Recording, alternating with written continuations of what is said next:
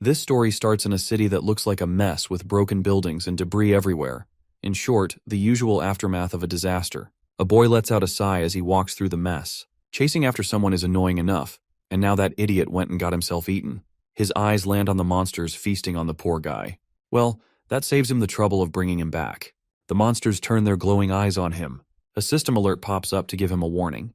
As the monsters charge, he does not even flinch. A few well-placed strikes, and they are dead before they even realize they messed with the wrong guy. A bit later, outside a closed facility, loud, impatient knocks echo against the metal gate. Gum Jungun, a hard mode player, opens it to find the boy standing there, looking as uninterested as ever. The boy wants him to find someone else for the search missions from then on. But Jungun is more focused on the guy who had escaped earlier, only to freeze when the boy mentions that the man is dead. Even worse, the guy had been a hard mode player. Jungun tries to process that information, and the boy explains that A-rank monsters had been feasting on him. Now Jungun is worried because if those things are nearby, they need to be dealt with immediately. Not that it matters, as the boy has already killed them. Now all he cares about is finding something to eat. Jungun, however, is still trying to wrap his head around the fact that this boy, Kang Taesun, an easy mode player, is handling things that should be impossible for him. It is not just unusual, it is downright absurd. Even normal mode players are barely clinging to life, and yet here our boy is, acting like this is just another minor inconvenience. Now they are at the cafeteria, and the MC glares at his food, which is potatoes again. Jungun, on the other hand, happily eats and asks why our hero never learnt the basics of harvesting. Our boy, who started in easy mode, has a simple answer. He never needed to, as food has always been readily available. Before Jungun can start another lecture, noise erupts outside. Someone has cleared the labyrinth.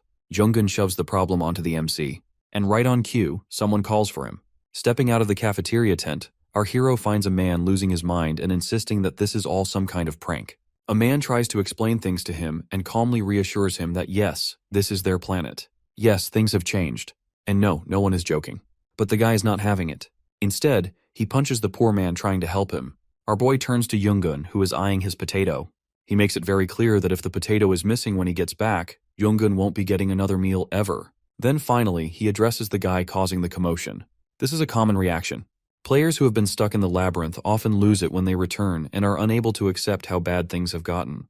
And this guy, Lee Chang-chun, is just another name on that list. Since reasoning clearly is not going to work, the MC goes with the next best option and challenges him to a duel. Chang-chun, recognize our hero as the guy who writes too much on the community board. But a fight with him is like a joke, as he is blinded that he has the upper hand. After all, our boy is an easy player. The MC, on the other hand, does not bother arguing. He just sets the terms that if Chang-chun wins, he can keep believing whatever fantasy he wants. But if he wins, Chang-chun will face reality, whether he likes it or not. Chang-chun ignores our boy's words and activates his skills, boosts his attack, and prepares a devastating strike. Our hero complements his strength before the fight actually begins. Then Chang-chun lunges. An explosion follows and shakes the ground, but when the dust settles, our boy stands there completely unharmed. Chang-chun has no idea what has just happened. Before he can figure it out, the MC calmly removes Chang-chun's sword from his shoulder and delivers a solid punch. Chang-chun, in a desperate attempt to save himself, activates his defense skill and cuts the damage in half. He feels confident and prepares to counter until our hero decides he is done playing around. He multiplies his attack and bypasses all defense and lands a single punch straight to Chang-chun's head. The impact is devastating. The ground cracks beneath them, and Chang-chun takes brutal damage. But even after getting literally punched into the ground, Chang-chun still clings to his denial. Tears stream down his face as he keeps repeating the same thing, that if he had known their planet was like this, he never would have cleared the labyrinth. It is hard to blame him. Once their planet was normal, then the sky split open and monsters poured in. Humanity was given choices: easy, normal, hard, or alone mode. Players who entered the labyrinth could only return once they cleared it. And now, the world they have returned to is barely holding on. The MC agrees that this world sucks, but they cannot deny the fact that it is the only one they have left. Jungun just won't stop hyping up the MC's skills, but our boy does not seem to care. To him, Chang-chun was just another weakling like the rest. Jungun, though, is desperate to know how he got so strong. But according to our hero, it's nothing special but just pure hard work. Before they can continue talking about how amazing the MC is, a loud noise breaks the moment. Jungun wonders if it's another player, but our boy already knows that it's Lee Taeyun. Later, as he scans the room, our hero notices the decorations. The world is being destroyed by monsters, yet someone still has time for interior design. But he knows exactly who could keep things looking perfect in the middle of all this chaos. Taeyeon, the only person to ever clear alone mode. When they meet, she suggests he find a hobby. He waves it off that he will think about it when he is not busy, trying to survive. Right now, he is more interested in why she called him. Taeyeon gets straight to business. She heard he disciplined a hard mode player that day. That is odd, considering he is an easy mode player. She pulls up her status window showing her level over 250, solid health plus mana, and extraordinary attack and defense stats, among others. Basically, she is a walking fortress. And yet, somewhere in that overpowered stat sheet, there is something that hints at fear. Our boy knows she is showing off, but whatever. He shows his stats with a level just over 50, good health plus mana, and apparently, he is in top condition. Taeyeon takes one look and states the obvious. He is weak. He can tell she is itching for a fight. Now moving on to some explanation about the labyrinth and its 4 difficulty modes. Once a player clears it, their growth stops, which is why the power gap between difficulties is absurd. A hard mode player's stats are 10 times higher than the MC's, yet none of them could survive a single hit from him. The reason is his skills. Taeyeon decides to put that claim to the test. With pinpoint accuracy, she strikes. But instead of hitting him, her attack obliterates the poor wall behind him. Our hero does not even blink and nullifies the attack like it's a light breeze. Taeyeon has no choice but to admit that his skill set is insane. Over 200 abilities, all earned by fully exploring the labyrinth. She regrets not doing the same, but it's not too late in her eyes. Still, she gives credit where it's due and admits that if he had played alone mode, they might have actually won. Not that it matters, as his skill set may be god tier, but most of his abilities rely on his stats, which means he cannot even use half of them properly. The MC, of course, could not care less about past regrets. He cuts straight to the point and asks about her scouting mission. She gives him the update that another wave is about to start. Our boy knows that means complete and utter disaster. The first wave destroyed the capital. The second wiped out half the hard players. By the third, humanity was barely clinging to a single city. And now, the fourth wave is knocking at their door. He asks about the enemy numbers, 2 S-rank monsters, dozens of A-rank, hundreds of B-rank, and an apostle. He goes quiet. Even Taeyeon can barely handle an S-rank, and they are severely lacking players strong enough to deal with the A-ranks. As for the apostle, that thing is above an S-rank. In short, they are screwed. But Taeyeon refuses to back down. She wants our hero to take care of the S-rank monsters. He instantly realizes that she is sending him on a suicide mission. But she is not wrong. If she fights the apostle, only our boy is left to deal with the S-ranks. He complains about how underpaid he is for this nonsense and turns to walk off to warn the others. But Taeyeon stops him. In her eyes, it's better if no one else knows. Our hero, however, does not share the same thoughts and leaves. As he is gone, she grips a stone-like thing in her hand and calls herself a coward. Outside, Yoongun sighs as he is already accepting his fate. The other players are crying like it's their last day on the planet, which, to be fair, it probably is. Yoongun, at least, is taking it well. He and our boy share a moment of mutual understanding that this is going to be a disaster. But they both cannot help but feel sorry for Changchun. But let's be honest, the MC got the worst deal here, and Yoongun understands it as well. If the others had even half his strength, maybe they would not be standing at the gates of doom right now. And speaking of doom, thunder rumbles and the gate opens. From within, monsters step out. Yoongun gives our hero a farewell and hopes to see him in the afterlife. But our boy has no time for sentimental nonsense. He leaps into the sky and scans the battlefield below. Through his system window, he spots the S-rank monsters. As he lands, he assesses his state of mind to ensure that he won't lose his sanity. After all, within him dwells an unconquerable force. And he is about to unleash it. The MC eyes the S-rank monsters before him, hoping and praying they are not the defensive kind. But his scout ability confirms the worst. The mushroom-shaped one is a defensive type with an absurdly high health pool.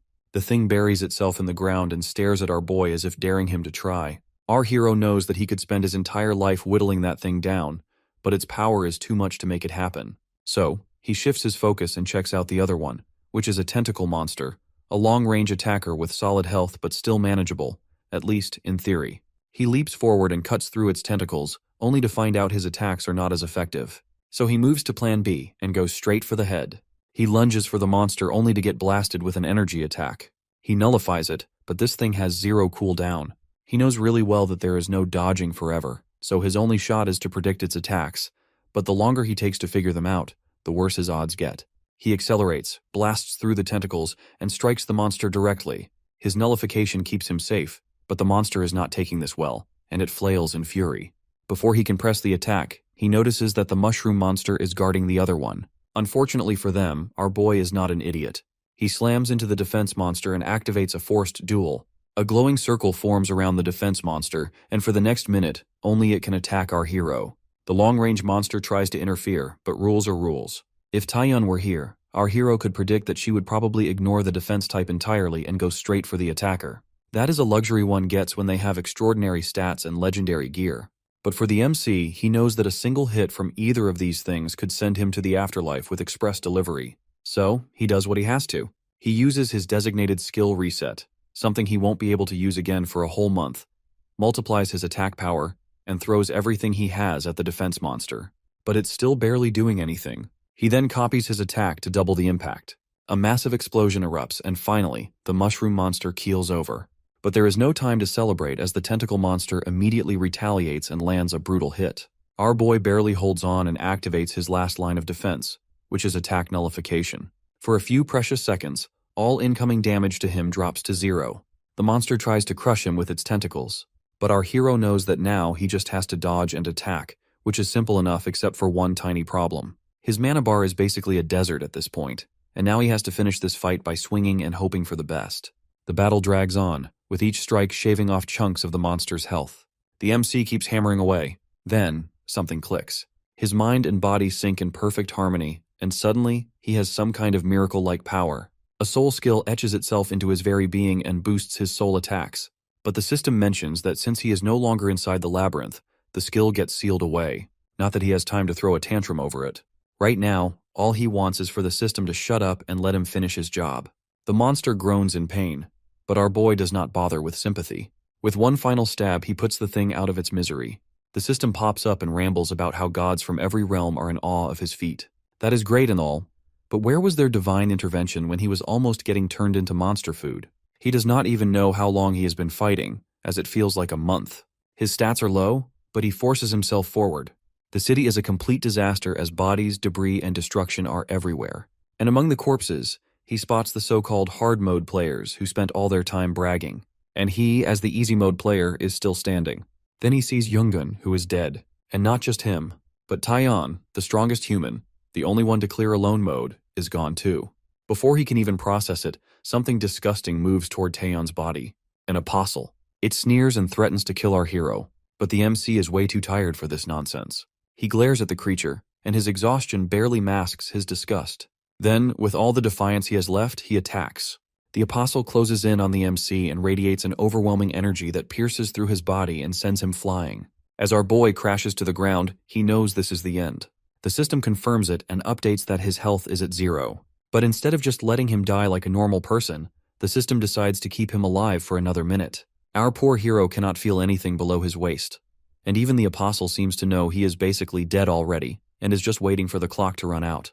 He starts to regret that he should have picked normal mode instead of taking the easy route. Thunder rumbles in the distance, and the monster is getting closer. He scrapes his fingers across the ground and curses the other players, those geniuses who picked normal and hard modes but still did not bother getting stronger.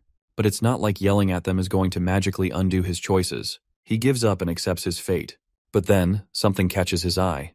There is a stone in Taeyun's hand, glowing faintly. He drags his broken body toward it and ignores the apostle's growing fury. As a last resort, he activates his final skill to stop everything within 100 meters for 2 minutes. With everything still, he reaches the stone, which is called the Ouroboros' gastrolith, a divine artifact that can reverse time once for a single person. He grips it tightly and watches as the monster finally breaks through the sky. Light engulfs him, and in the next moment, he finds himself standing in front of him as a child, getting scolded for simply existing.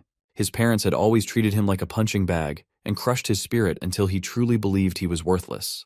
That belief led him to pick easy mode, but this time he knows better. He wakes up in his rundown apartment. First things first, he grabs his phone and checks the date, which is the last day of the year. He realizes that he really has gone back in time. He then lets the realization sink in. The world is about to go up in flames the moment the new year begins. But for now, he has got a pizza to enjoy.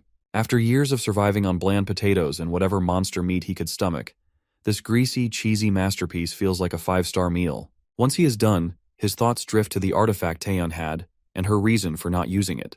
The Taeyun he knew would have been halfway across the planet the moment things went south. He steps onto the balcony, and his phone screen glows in the dark as just a few minutes remain until midnight. The streets below are bustling with people excitedly counting down, sending messages, and exchanging gifts, all while unaware of the horror about to descend. Then, faint cracks of light streak across the sky. People take it that it's some next-level fireworks display. But our hero knows better. As soon as the clock strikes midnight, the sky groans open, and a monstrous figure emerges. Screams erupt as panic spreads like wildfire. Back then, our boy had freaked out too. But now, his trained eyes scan the creature that it's only B rank. A sudden system window pops up in front of him and the rest of the unfortunate souls below. The message is clear that invaders have arrived and the world is ending. But it assures them that help is on the way. But the help comes in the form of modes, which, if cleared, grant power. While chaos erupts around him, the MC watches the options appear. Unlike others, no need for hesitation for him, as he already knows what to do. In the labyrinth, survival depends entirely on the chosen mode. The easiest one is practically a vacation because food is everywhere. Cozy resting spots are at every turn, and even the weakest players can crawl their way to victory if they put in enough effort. Then there is normal mode. Things start getting rough here as food is not just lying around, and there are not many decent places to rest. But as long as players don't let misery eat them alive, they can still make it through. Hard mode, though? That's where the real fun begins. Food is a myth. Safe spots are nearly extinct, and the monsters are not just attacking, but they're throwing themselves at players to take them down. And finally, there is alone mode, the ultimate nightmare with no allies, no familiar faces, just an endless parade of monsters, enemies, and NPCs who might as well be villains. The system itself warns players not to choose it unless they have a death wish. But our hero picks it without hesitation. The teleportation ends, and as he looks around, he feels that odd mix of nostalgia and irritation. He indeed is back. The community board, which is a rare connection between players across different modes, has a post from some guy named Kang Junhyuk. Our boy has no idea who he is, but the guy seems to be handling things well. It reminds him of how the first players to clear the labyrinth once shared useful tips. He wishes the others luck and decides to check back later. For now, there is something else he needs to confirm. He thinks back to a conversation with Taeyeon about the NPCs. In easy mode, they were basically robots who repeated the same lines and actions.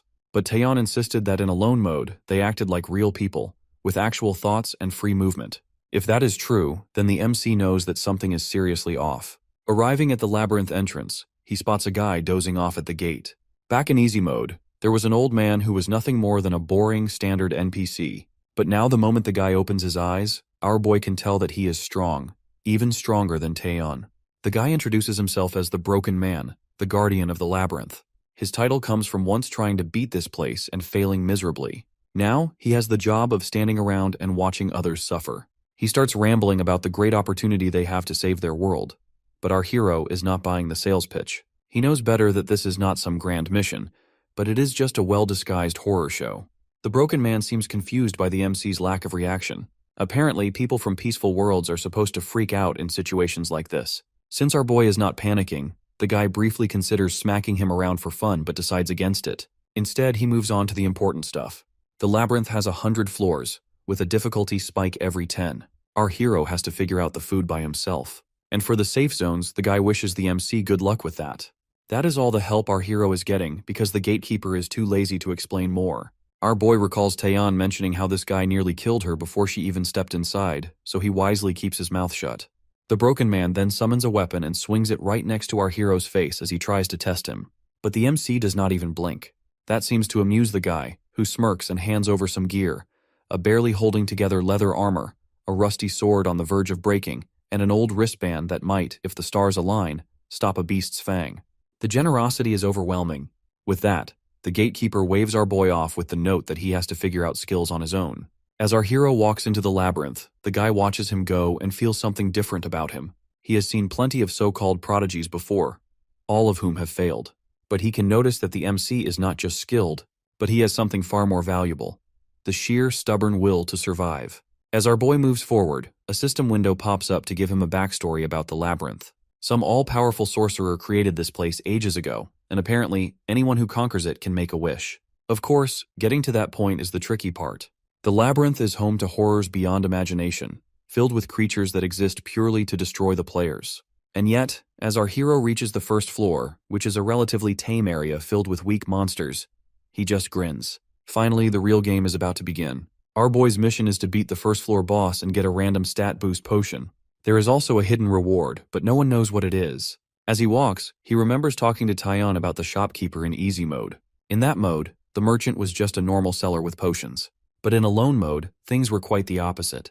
Taeyeon showed him an ash bracelet, an ultimate item that cuts incoming damage in half. She got it from the shop, and there were plenty of other game-breaking items, but she did not have enough gold to buy them all. If our hero could purchase everything, he would likely end up making her look like a newbie. Lost in thought, the MC reaches a door. He pushes it open and is greeted with an unexpected NPC, the Lost King. Our boy greets him, and the king notes that our hero has not gone completely insane yet. After introducing himself, our boy glances around the shop and expects to see something useful, but there is none. It's because the Lost King has no intention of displaying his treasures. If he does, the entire first floor would be overflowing with them. Our hero does not understand the point of him even being there if he does not want to sell anything. The king explodes in rage and rants about how some guys had stolen his kingdom and left him stuck in this situation. Not exactly the answer our boy was looking for. At least now he knows the guy has issues. Still, despite his bitterness, the king is not completely unreasonable. He points to a path leading downstairs, and if our hero can go in and return alive, the king will reconsider. The MC double-checks if this is truly the only condition. The Lost King finds his attitude odd but confirms it. No full labyrinth clearing is required, just a little survival exercise. With that reassurance, our boy moves forward, while in the eyes of the Lost King, our hero is not coming back anyway. As the MC walks, the passage ahead looks just like the one in easy mode, which means it is probably anything but safe. A noise alerts him, and a big rat appears and charges straight at him. Our boy can see that the 5th floor boss from easy mode is just a regular minion here. The rat lunges at his feet. Our hero remembers very well that its defense is weak, but its speed makes it a nightmare to fight. Back in easy mode, a group of players work together to exhaust it before attacking. But now, the MC is solo, his stats are trash, and honestly, the whole situation is just unfair. Even Taeyeon took one look and ran out of there. Clearly, no lone player who cleared the first floor actually dealt with this monstrosity. But our boy has figured out the labyrinth's reward system, which wants the players to do what others cannot. Achieve something absurdly difficult, and the system will give a reward. So our hero swings his sword, but the rat is too fast and dodges effortlessly. Then it lunges and sinks its teeth into the MC's arm. Our boy flings it away with his sword, and decides that if he cannot match its speed, he will have to outthink it. He knows that the rat, like any living creature, has patterns. Its leg muscles contract, and its chest swells, which are the textbook signs of an attack. He anticipates its movement and strikes first. The system updates that he has overwhelmed the rat and lowered its ability to discern threats, which means that the rat's tiny brain is now even more useless. Our boy predicts that since it cannot jump high, it will likely go for his forearm next. Just as expected, the rat lunges at his arm. Our hero smirks and drives his sword through its body, ending the fight in one decisive blow. With the battle over, he picks up the rat's meat and makes his way back to the Lost King, ready to see what ridiculousness awaits him next. Kang Junhyuk is fuming and vents his frustration about the shopkeeper on the community board. Taeyeon is equally annoyed. On the other side, as the MC has returned alive, the Lost King chokes on his disbelief. But what really leaves him speechless is the prize our hero places on the desk: fresh, big rat meat. And not just any meat, but high-quality, technically edible meat. As a bonus, he also has big rat hide, thick and warm. The Lost King needs a moment to process. Most people, when faced with a big rat, run for their lives. Yet here is our boy, standing victorious with trophies in hand. After inspecting the goods and confirming they are authentic, top-tier, and surprisingly clean, the Lost King finally snaps out of it. He agrees to open his shop, which apparently sells anything and everything. The MC wastes no time. He demands a massive tower shield as it will make dealing with big rats easier. The Lost King actually likes the idea. He reveals a hidden golden door in the wall and pulls out a heavy tower shield. Our hero just cannot believe as getting an item of this quality before floor 7 in easy mode is unheard of. But the problem is he has only half of the prize. So he decides to go hunt more big rats, come back, and buy the shield. But before he can leave, the Lost King tosses the shield to him for free. Our boy blinks as that is unexpected and suspicious. Before he can question it, the man starts chucking more items his way, like potions, jewelry, a dagger, and other gear. The MC gets utterly confused as this is the exact opposite of what Taeyeon told him about the shopkeeper. The Lost King makes it clear that he is just investing in him. Our hero is not sure what that means, but he is not about to argue with free loot. He can see there are many potions. Some restore half power, while others temporarily boost attack or speed. They are essential for labyrinth survival, but he decides not to buy them just yet. Potions are rare and much more useful on higher floors. He has seen enough to know when something feels like a trap. Instead, he focuses on something more practical, which is a bow and arrows. Long-range weapons could save him a lot of trouble, so he buys the bow and some arrows after selling the big rat hide, and the Lost King seems satisfied. Our boy still cannot figure this guy out, but one thing is clear, he is not normal. Before he leaves, the Lost King gives him another tip. There is a place called the Spring of Life on the guest floor, where he can recover his power as much as he wants and even mark it on the MC's map. As our hero leaves, he cannot help but think about the shopkeeper's sudden shift in attitude. Maybe it is a difference in approach, as Taeyeon ran away, while he came back victorious. Just then, another big rat shows up. He takes it down with ease, but his mind is still racing with unanswered questions. The biggest one is his soul attack skill. When he captured his first big rat, he gained skills far beyond the basics. That is, the abilities normally found on the 20th or even 40th floor in easy mode. Among them is this soul skill, with a solid 100% proficiency. According to the system, his soul has glimpsed a realm beyond, and with every victory, he will absorb his opponent's power. Which sounds cool, if a little ominous. This is the same skill he received just before dying in his previous life, except back then, it was sealed because he exited the labyrinth. Now it is fully active, and somehow, even after time rewound, it remains with him. The mysteries keep piling up, but there is no time to dwell on them. He has a goal, which is to become the strongest player ever. Following the map, he heads toward the Spring of Life. The passage stretches on endlessly, making him wonder if he has somehow been tricked. Just as he is considering how much longer he has to walk, he hears rustling around him. He turns and finds himself surrounded by glowing eyes in the dark. Not one big rat, not two, but a whole swarm. Our hero stands in the dimly lit labyrinth, surrounded by a bunch of big rats. Even with their tiny brains, they seem to understand that they have got the upper hand just by sheer numbers. But despite all their aggression, he can sense their hesitation, maybe even a little fear. He, on the other hand, stays perfectly calm. He knows better than to get cocky, as too many players have met embarrassing ends because of tiny miscalculations. Two more attack from behind, but thanks to his increased stats, our hero easily outpaces them and knocks them away. As he kills them, he levels up. The last rat loses its nerve. Our boy lures it into attacking, and as it rushes forward, he slams it down with his shield. A fitting punishment for overestimating itself. With the battle over, the MC enters the labyrinth's resting area, a safe zone where enemies cannot follow. The tranquil atmosphere there could lull players into a false sense of security, but our hero is not stupid.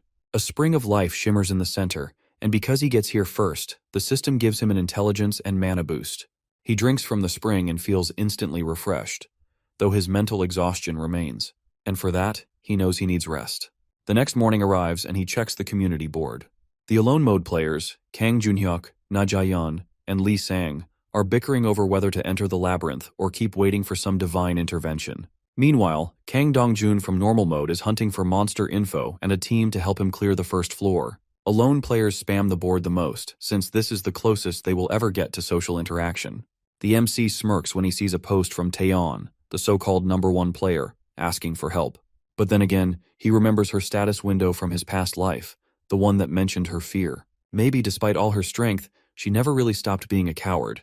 He leaves a post himself, a generous explanation regarding the first floor tutorial to the confused masses. As expected, the alone mode players are in shock with some random, nameless benefactor handing out survival tips. Our hero doubts they will trust him immediately. Even if they do, surviving the labyrinth is not as simple as following a guide. In his past life, out of 1,000 players, only Taeyeon managed to crawl out alive. He shifts his focus and pulls out a chunk of rat meat. The system labels it as edible, and he takes a bite and immediately regrets his life choices. A wave of nausea hits him as he gets food poisoning, as a result of which, his stats will decrease for 2 days, and he will ultimately die unless he uses a recovery potion or chugs power potions. Most players learn their lesson after one unfortunate meal. Our boy, however, is not like them. He drinks from the spring and shakes off the poisoning instantly, then takes another bite. Fortunately, nothing happens this time. Food is scarce in the labyrinth, and emergency rations are about as uncommon. So eating monsters is inevitable. He tests his luck again but gets food poisoning again, followed by another instant cure by drinking the spring's water. Eventually, the system gives in and awards him disease resistance, which permanently makes him immune to food-related illnesses. He is now satisfied and moves on to his next experiment. He steps into the spring, dunks his face underwater, and holds his breath. Pain flares in his lungs, but he stubbornly endures. When he finally surfaces, gasping for air, the system rewards him with 2 new skills. Apnoea lets him hold his breath twice as long, and Deathline grants him an instinctual sense of impending doom. But strangely, Deathline's proficiency is already above 50%. All his other skills started at level 1, so he is confused about it, especially since it's the same level he had before reversing time. He has no idea whether it's some mystical connection between time and mind-based abilities, And frankly, he does not have the time to care. He summons his sword and moves forward. There are more skills to acquire, and he has no intention of stopping now. Junhyuk is afraid to follow the tutorial as posted by our boy on the community board, but our hero does not care as it's his loss. But he is not alone, as Taejon shares the same feelings, though they cannot help since the MC is the only one ahead of everyone. Our boy, on the other hand, is busy training his newly acquired apnea skill. The skills have combos, and executing specific moves in the right situations can unlock even stronger abilities. He practices holding his breath while attacking and manages to double his apnea state duration, though only if he stays still. After relentless practice, he finally stops to catch his breath, and the system rewards him with a special apnea attack. With over 10 skills in his arsenal, he now considers himself a skilled player. He feels satisfied and checks out his sword. Just like he once predicted the movements of big rats to catch them, he realizes that humans also have predictable rhythms. And with an apnea attack, he can mess with those rhythms at will and make it a handy trick for his time in the labyrinth. He takes a quick glance at his status window and smirks, as his dexterity has already surpassed Taeyeon's when she cleared the first floor. He then decides it's time to craft his main skill and leaves the resting place. These main skills are a big deal, as each one is either worth more than 10 basic skills or grants god-tier abilities, like adding or multiplying attack power, revealing hidden elements, erasing damage, or even stopping time. But of course, the system is not about to hand them out like free samples. Take Complete Scout, for example, which only unlocks if one evolved the Insight skill multiple times. Our boy wonders if there is a way to snag a main skill on this floor, preferably without having to sell his soul. But before that, he has to deal with another big rat. He swings his shield, but the rat bites his foot.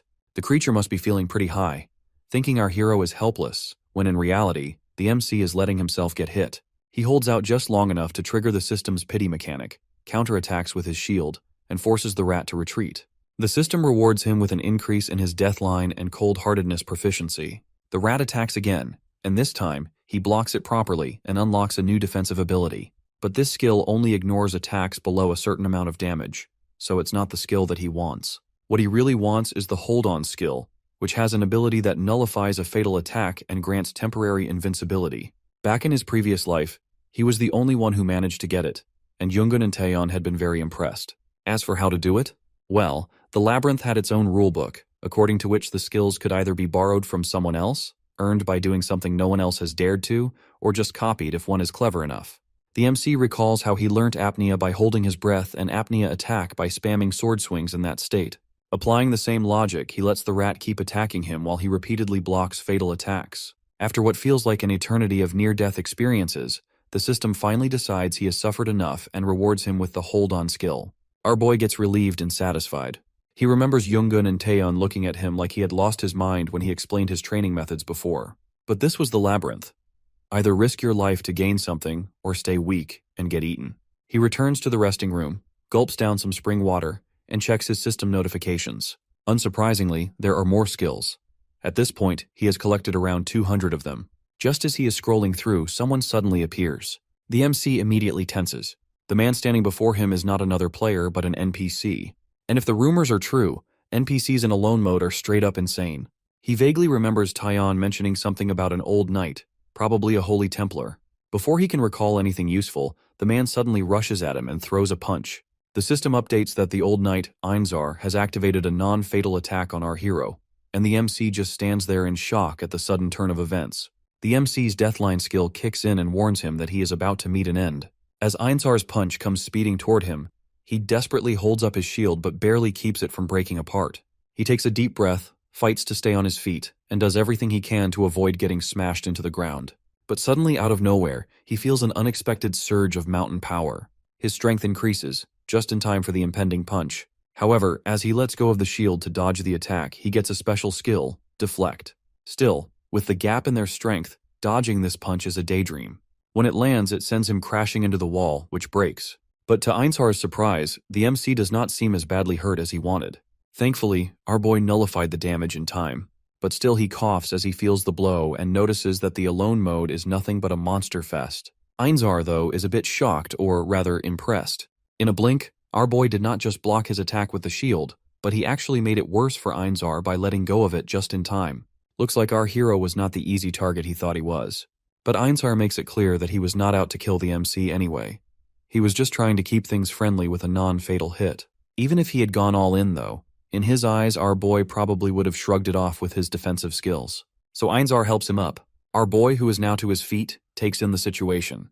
He knew Einzar was a self-aware NPC, but seeing him actually know about specific skills is a surprise. Even Taeyeon never figured that out. They introduce themselves, but our hero is still a bit skeptical. He remembers Taeyeon's run-in with Einzar, which was the complete opposite of this. He attacked her out of nowhere, and she just stared at him like a deer in headlights. Einzar did not even give her a second thought, called her a coward, and left her behind. She never saw him again. So the MC obviously was not exactly expecting a friendly moment here. He is still wondering why Einzar attacked him in the first place, and whether he has some strange hobby of picking on the weak. Einzar, however, clears it up and explains that as a Holy Templar, he would never oppress the weak. His attack was just a test to see if our boy was worthy of recognition. Our hero gets it now that he has passed the test. No enemies here. Just an oddly aggressive NPC who likes to make dramatic first impressions. He then asks about the god Einzar worships. He has heard about the gods in the labyrinth, the ones who test players and hand out rewards, though most players could not care less. Our boy, thanks to Taeyeon's rants, actually knows a thing or two about them. Einzar proudly talks about Levinanoff, the goddess of love, the one who connects people to their loved ones. In his eyes, no one is as wonderful as her. But after his world was destroyed, he has been searching for her, with no clue where she is gone. Our hero, though, already knows where she is, and it might not be a happy ending. In the previous life, she was found by none other than Taeyeon, but she had been torn apart. He knows it must have been a horrific sight, and he hesitates whether to tell Einzar the truth. But before he can make up his mind, Einzar is curious whether the MC is in a hurry to dive deeper into the labyrinth. But our boy is not in a rush, as his goal is not the labyrinth. He is here to learn, conquer, and get stronger while collecting all the goodies along the way. Einzar, who is still feeling guilty for attacking our hero, offers to teach him Levinanoff's abilities as an apology. The MC agrees, of course, because no one will waste a golden opportunity like this. But, just to make sure, he asks what the catch is. To his surprise, Einzar is just doing this out of repentance. Our boy points out that the repentance could have started before the attack, but Einzar waves it off. In his eyes, if our hero was not worthy, he would have already spat in his face and left. Einzar then decides to show him the skill and orders the MC to hit him with his shield. Inside the labyrinth, weapons are not just tools, but they are keys to unlocking power. A sword swing, a shield's raise, or a spear's thrust seem basic at first, but the more a fighter hones them, the sharper these skills become. On their own, they are just basic attacks, but when combined, they create something far more dangerous. That is the Ilac weapon technique, a deadly mix of mastered skills that turns into an unstoppable force. Einzar, who is all emotional, cannot wait to teach this game-changing technique to our hero. But the MC is not impressed. He finds it all pretty meaningless, which, to be honest, is understandable. Combining basic weapon skills does not seem to do much except cause a little glitch in the system. When Einzar asks him about it, he answers that his extra attack power adds just 1 point, and with his basic attack, that only adds up to 4. Einzar then asks our boy to attack him. He activates the target lock, ready to absorb any damage. Our hero obliges by slamming his shield onto Einzar's head. Of course, Einzar did not expect him to hit him that hard. Now in pain, Einzar asks the MC to try a punch instead. Not wanting to hit him in the head again, our boy goes for the chest next. Surprisingly, the damage is much less, and now our hero gets it that different weapons mean different damage. Einzar explains that adventurers usually stick to one weapon to avoid messing up the system. He gives an example of a gauntlet with 50 attack power, and a sword with only 20, but an attack with a sword only delivers 20 damage. It's not rocket science. If it worked any other way, adventurers would be walking around with enough weapons to fill a small army. The MC agrees, but Einzar has a different opinion. He thinks combat is about putting the life on the line, and the entire body should be part of that fight, not just the shiny sword or shield. So after years of research, Einzar came up with the Ilac weapon technique, which, no matter what weapon is used, fuses the attack power of both the weapon and the gear, and turns the user into a walking, talking powerhouse. And it's not just for weapons, but it works for the entire body. Our boy finally sees the light and realizes how useful this could be, especially for all those discarded pieces of gear that no one cared about. In the past, they were basically junk, but as he clears more labyrinths and starts picking up high-grade equipment, this technique will be of equal worth to that of a main skill. Einzar then transfers the skill to our hero. The MC feels the information flow into him, like downloading the latest update to his brain. But since he is still a rookie, he might experience some loss of power until he gets the hang of it. Einzar also gives him a faded ring, which our boy would have tossed aside without a second thought before. But now, it's a treasure. Next, Einzar suggests they spar so our hero can test out his new skill. The MC agrees and summons his trusty tower shield. In the labyrinth, every move matters. Even the most pointless-looking rooms have something hidden, and carefully searching them could lead to rising insight skills. For our boy, blocking attacks with his shield is not just a defensive move, but it is an opportunity to get better at the skill's proficiency. Each time he blocks, his skill increases and proves that fighting strong opponents might actually be worth it after all. 2 days later, exhausted but proud, he has gained a new skill: continued combat. He was able to fight with an S-rank monster for days in his previous life, thanks to this ridiculous ability. On top of that, this skill can only be learnt by fighting other players, so he had not thought about acquiring it solo. Einzar, on the other hand, is impressed and praises our hero's instincts and skills, and he is happy with the progress. But he adds one more thing: the MC cannot teach the Elak technique to just anyone. If someone is unworthy and he goes ahead and teaches them, Einzar will find him and kill him. Before they part ways, Einzar asks our boy to let him know if he finds any information about Levininov. Our hero is unsure how to break the news. If Einzar somehow stumbles upon the goddess, there is a good chance that she would be more of a memory than a living being by now. And if by some miracle she is still alive, well, he would not be surprised if someone has already ended her. He is stuck in this awkward spot and is unsure whether to drop the truth bomb or keep his mouth shut.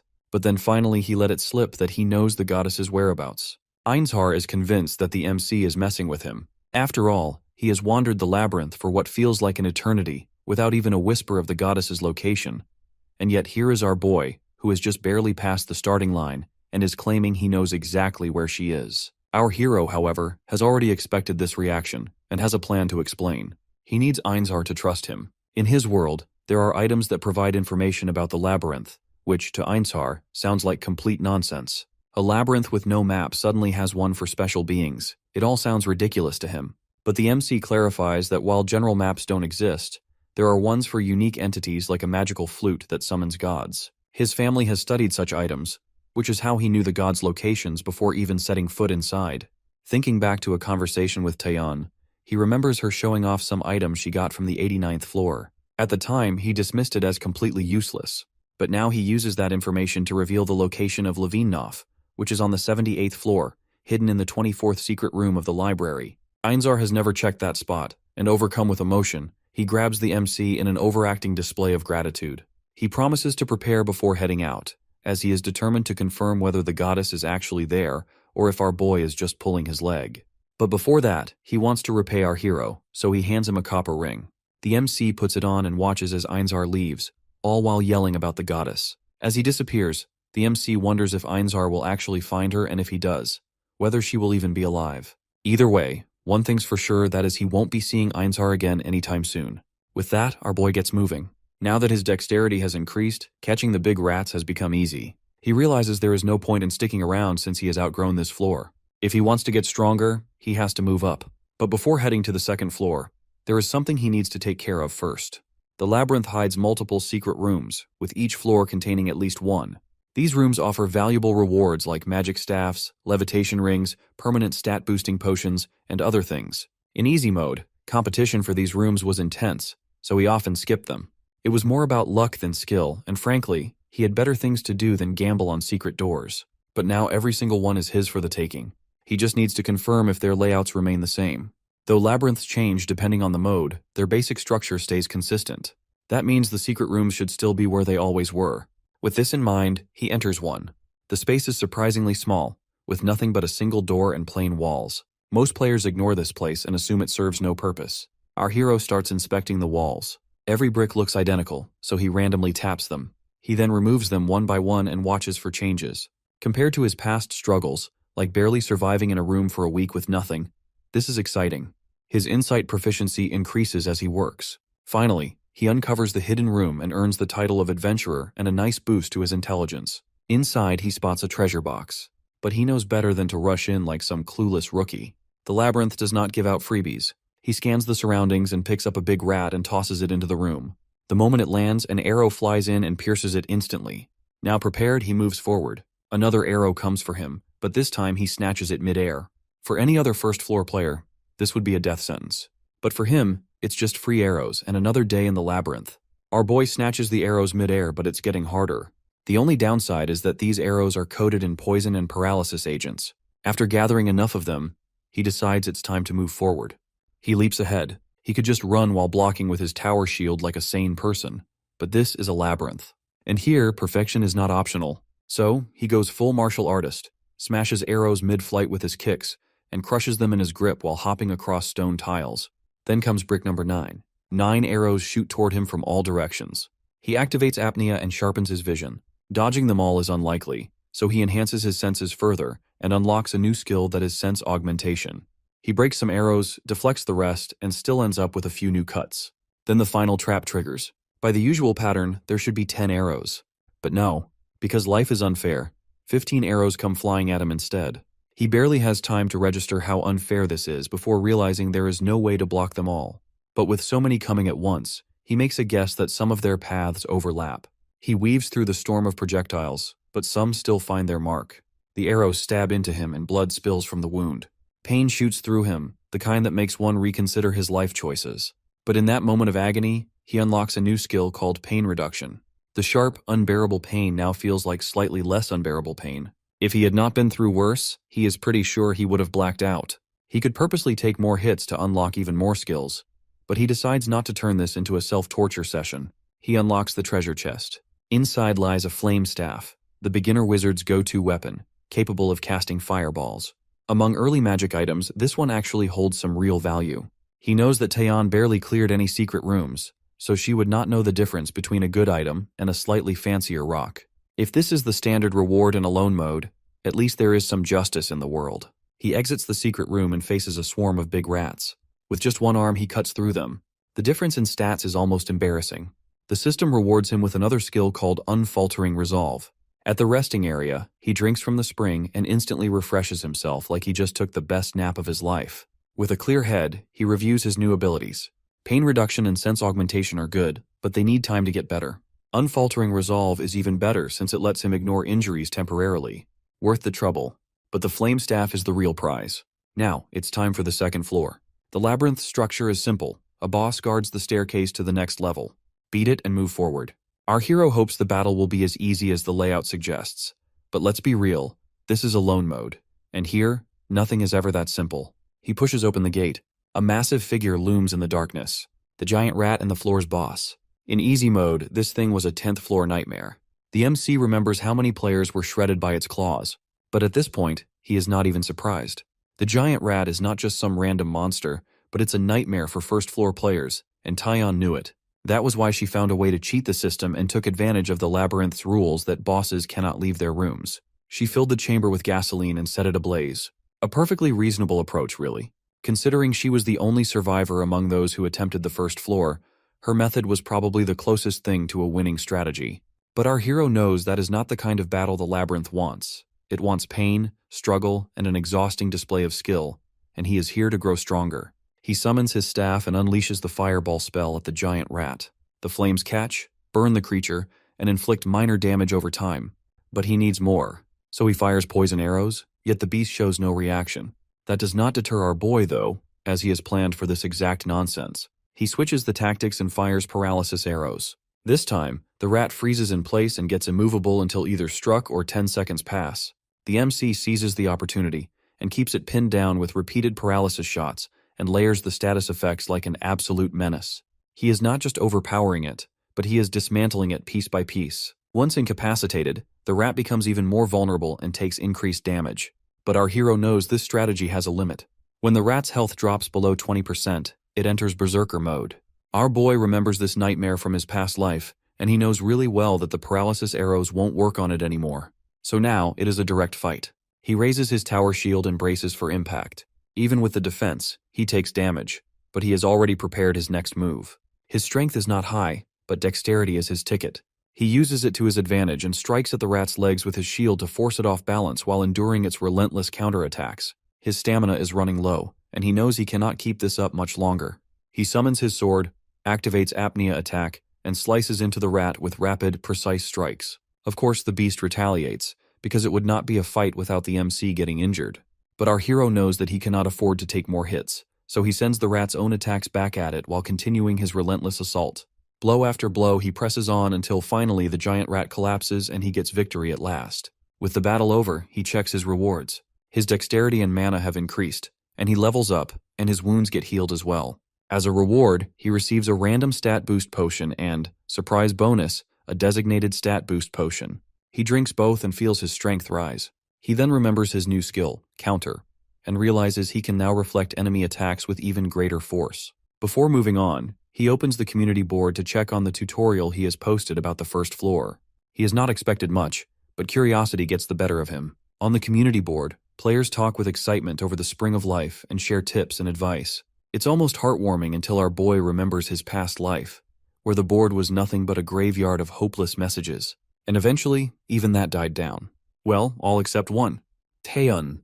She was the lone voice in that wasteland of silence. And now, just like before, her name pops up again. This time, she is asking about him. Our boy, meanwhile, is busy tightening the fighter gloves he has bought from the Lost King and gets ready to head down. The old king, however, is not satisfied with just the rat meat. He wants the hide and teeth too, but our hero has no plan to hand them over. The king seems to get the hint and figures out that he is searching for someone. And for once, he is actually right. The MC is looking for Hafren, the labyrinth's blacksmith. According to Taeyeon, she never would have made it to the lower floors without his help. That alone makes it worth tracking him down. After leaving the shop, he is now near the labyrinth's entrance, a relatively safe zone filled with creatures that can barely put up a fight. But soon, he reaches the second floor, where the real game begins. Clearing this floor will reward him with a beginner mana boost potion. There is also a secret reward, which is, of course, a mystery. He is excited to grab that potion, but before he can proceed, the system bombards him with unread notifications. Annoyed but curious, he opens the community board. Junhyuk, Taejin, and Suhyun spam him with messages like desperate fans. Before he can decide who to reply to first, a notification pops up that Junhyuk wants to converse with him privately. Our hero accepts, only to find out Junhyuk just wanted to meet him. Junhyuk is all emotional because our boy's post has been a beacon of hope. When he first entered the labyrinth, he starved alone and was one step away from losing his mind. In desperation, he even begged the broken man for food, and that was how bad it got. And then, just when he thought he would die pathetically, the MC posted the first floor tutorial. Taeyeon is the first to succeed, and seeing her of all people make it out alive gave others hope. From their conversation, our boy learns that only Junhyuk and Taeyeon have managed to hunt the big rats so far. He has met Taeyeon before, but not Junhyuk. Based on his memories from the past life, Junhyuk probably went out in some reckless blaze of stupidity. But now, thanks to his post, he has survived and reached Taeyeon's level. That makes him an irregular, a survivor who, by all logic, should not exist. Since Junhyuk and others are actually managing to stay alive, our boy decides to give him another lifeline. He warns him about Einzar and drops some tips on how to handle him. If they play it right, Einzar will reward them with something useful. He also wants Junhyuk to pass the advice to Taeyeon. Junhyuk, who is confused, asks why the MC is helping them when they are technically rivals. Our hero hits him on the forehead and reminds him that they are all from the same planet, which is on the express lane to destruction. He is not helping out of kindness, but he is just making sure they don't die like a bunch of clueless idiots. He then switches topics and asks about the state of the community board. Junhyuk informs him that some players have started picking fights. Our boy can see that the rise of ignorance has begun. With that, they wrap up their talk and head back. Everything until now has been just the tutorial. But now, on the second floor, the real labyrinth begins. The MC kicks the door open like he owns the place. Inside, goblins armed with bows, shields, and swords are waiting. He raises his own bow and is ready to show them why they should fear humans. Goblins are hardly a threat on their own, but when they group up, their collective idiocy somehow turns them into a problem. Our hero fires an arrow, strikes the goblin with a bow, and leaves it paralyzed. Meanwhile, the other goblins, armed with a sword and shield, decide it is their moment to shine. But our boy smashes it with his shield, then summons his sword and runs it through. Before he can catch a breath, two more goblins jump at him, with one wielding a large sword. The MC eyes the sword, summons his staff, and blasts the entire area. Once the dust settles, he picks up the large sword. It's still rusty but slightly less terrible than the one he had. He also grabs a wooden shield. With his upgraded gear, he moves on. The next room holds an altar of Rakuratas. The system rewards him for his discovery with a slight boost in mana and intelligence. He recalls that the gods of the labyrinth vary in personality. Some are friendly, some could not care less, and others treat players like playthings. Rakuratas is the god of conflict and death, which, in simpler terms, means he enjoys watching people suffer. Standing before the altar, our boy feels a heavy, ominous power ahead, stronger than anything he has encountered. Suddenly, Taeyeon's decision to run away makes perfect sense. Probably the only smart thing she has done. Then, the system delivers an alert that Rakuratas wants to test him. Pass the test and get a reward, which sounds simple enough. Our hero accepts, because it's not like he has anything better to do. His eagerness seems to amuse Rakuratas. Almost immediately, Rakurata's servant Fake emerges, fully armored with no visible weak spots. Fake wastes no time and charges at our boy with a sword the size of an overcompensating warrior's ego. The impact cracks the MC's shield. If that is what happens while blocking, he decides as well to throw the thing away now. He switches gears and pulls out both swords, his trusty rusty one and the slightly better rusty one, and lunges at Fake.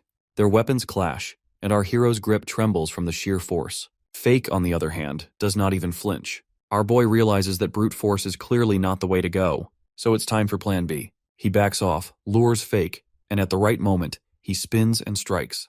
This time, he lands a hit, but his sword gets stuck within the armor. Not ideal, but he has the Elac weapon technique, which lets him stick close and mess up his opponent's attacks. It worked before, and it's working now.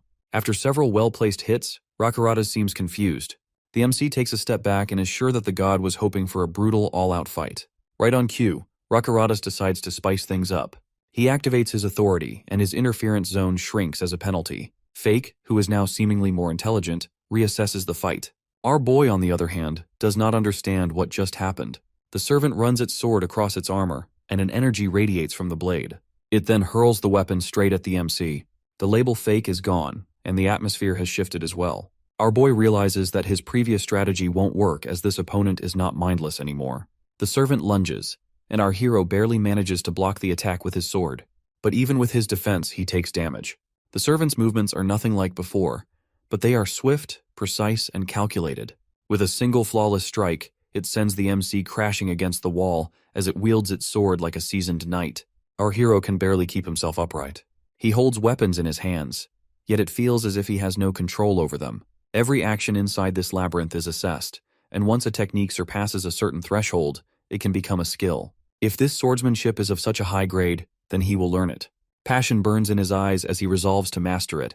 He acknowledges that the servant is superior in swordsmanship, but he himself is not just a swordsman. He is a player. He knows more than just swinging a blade. He summons a fireball and launches it at the servant, but with a swift slash, the servant cuts through the flames. As the embers fade, the MC has already disappeared. The servant barely has time to react before our hero strikes from behind and lands a solid hit. The servant spins rapidly and swings its blade. Our boy activates his deflect skill, but the impact still leaves him injured. He counters with apnea and presses his attack despite the damage he receives in return. His relentless assault pays off as the system rewards him with consecutive attack skill. But he ignores the message. His mana is running low. He cannot afford to drag this battle out any longer. He summons every ounce of strength, leaps toward the servant, and it mirrors his movement. Just as he prepares to strike, pain shoots through him as the servant's sword pierces his chest. This time the damage is massive, but he refuses to fall. He activates his hold-on skill and nullifies the fatal blow. With sheer force of will, he drives both his swords through the servant's armored neck. He pushes harder and harder, until finally the servant's head separates from its body. He catches his breath and watches as the servant's face is revealed beneath the armor. Instead of hostility, it gives him a rare compliment for his bravery. Then, as the system confirms the servant's defeat, he receives a rise in experience. His stats improve, his condition fully restores, and his soul attack ability activates due to his solo victory. He checks his status window and sees his health and mana have increased, but to his disappointment, there are no dropped items. Then, something unexpected happens. Rakuratas is satisfied with the battle and decides to reward him. A red-stained blade appears before the MC, which is the Rakuratas' ceremonial sword. Its color deepened by the blood of past sacrifices.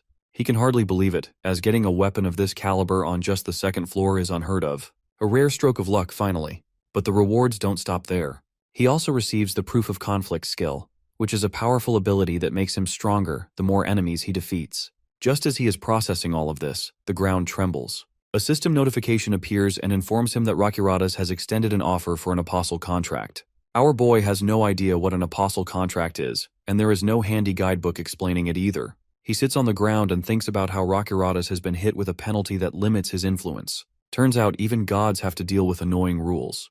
And yet, Rakuratas is willing to take the hit just to make him his apostle. It's a nice offer except for the problem that Rakuratas is, well, still a god. The MC has been doing his quests however he wants, so he is not sure this deal will end well for him. The whole eternal servant thing does not sound fun, so he rejects it. Thankfully, Rakuratas does not throw a tantrum. Instead, a subquest pops up that wants him to kill all the enemies on the second and third floors, and he will get rewarded based on performance.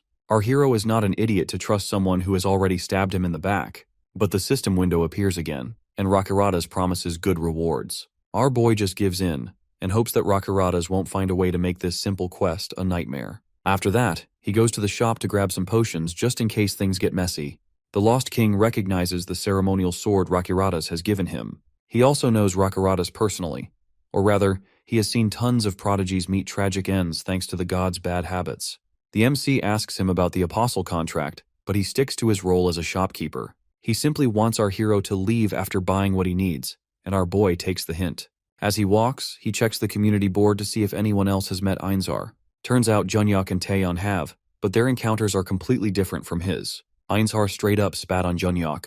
Junyak tried to fight back, but his body refused to move and he got crushed instantly. Taeyeon's story is the same. For now, Junyak and Taeyeon are busy fighting rats like everyone else. Our boy gives them some advice about the giant rat's attack patterns and warns them to be careful. As for how to actually defeat it, that is their problem.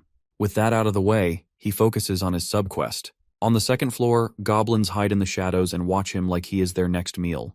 The moment they charge, the MC does not even flinch. If anything, he is excited to try out his new proof of conflict skill. He swings the ceremonial sword and slices through them.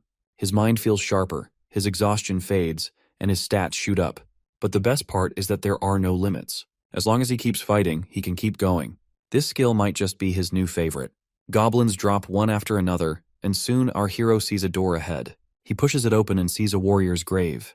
Our boy's first discovery bonus grants him a boost in intelligence and mana. He has no idea what to expect when he first touches the grave, but a sudden flash of light startles him. A ghostly figure emerges, gives him a quick greeting, and then disappears back into the grave. He stares at the grave and tries to understand what just happened. He reaches out again, and the same thing happens. The ghost appears, greets him, and vanishes.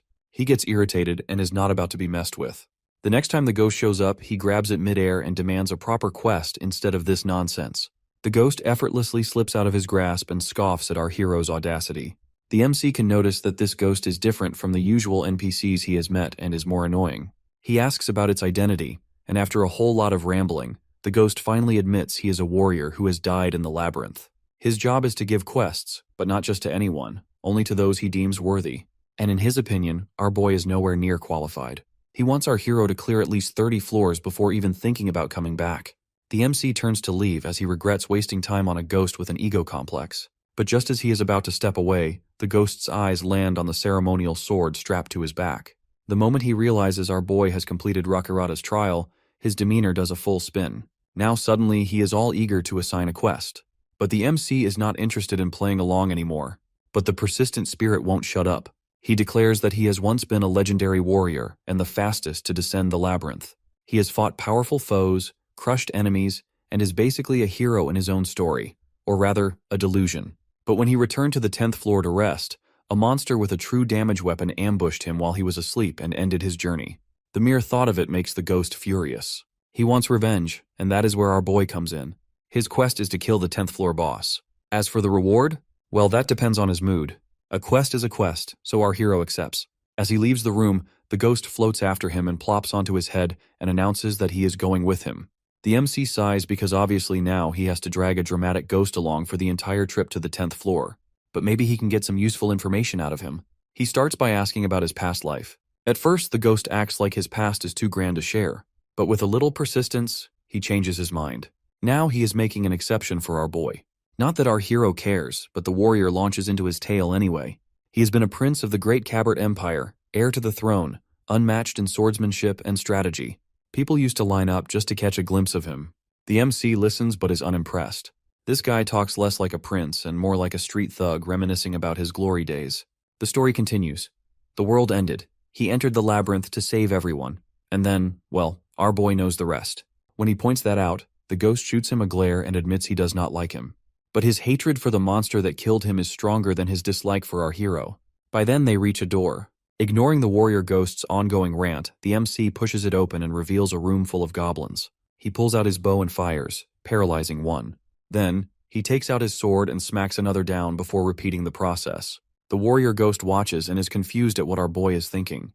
Our hero does not bother explaining at first, but the ghost eventually catches on that he is trying to earn a skill. However, the ghost does not like the MC's idea of claiming a skill.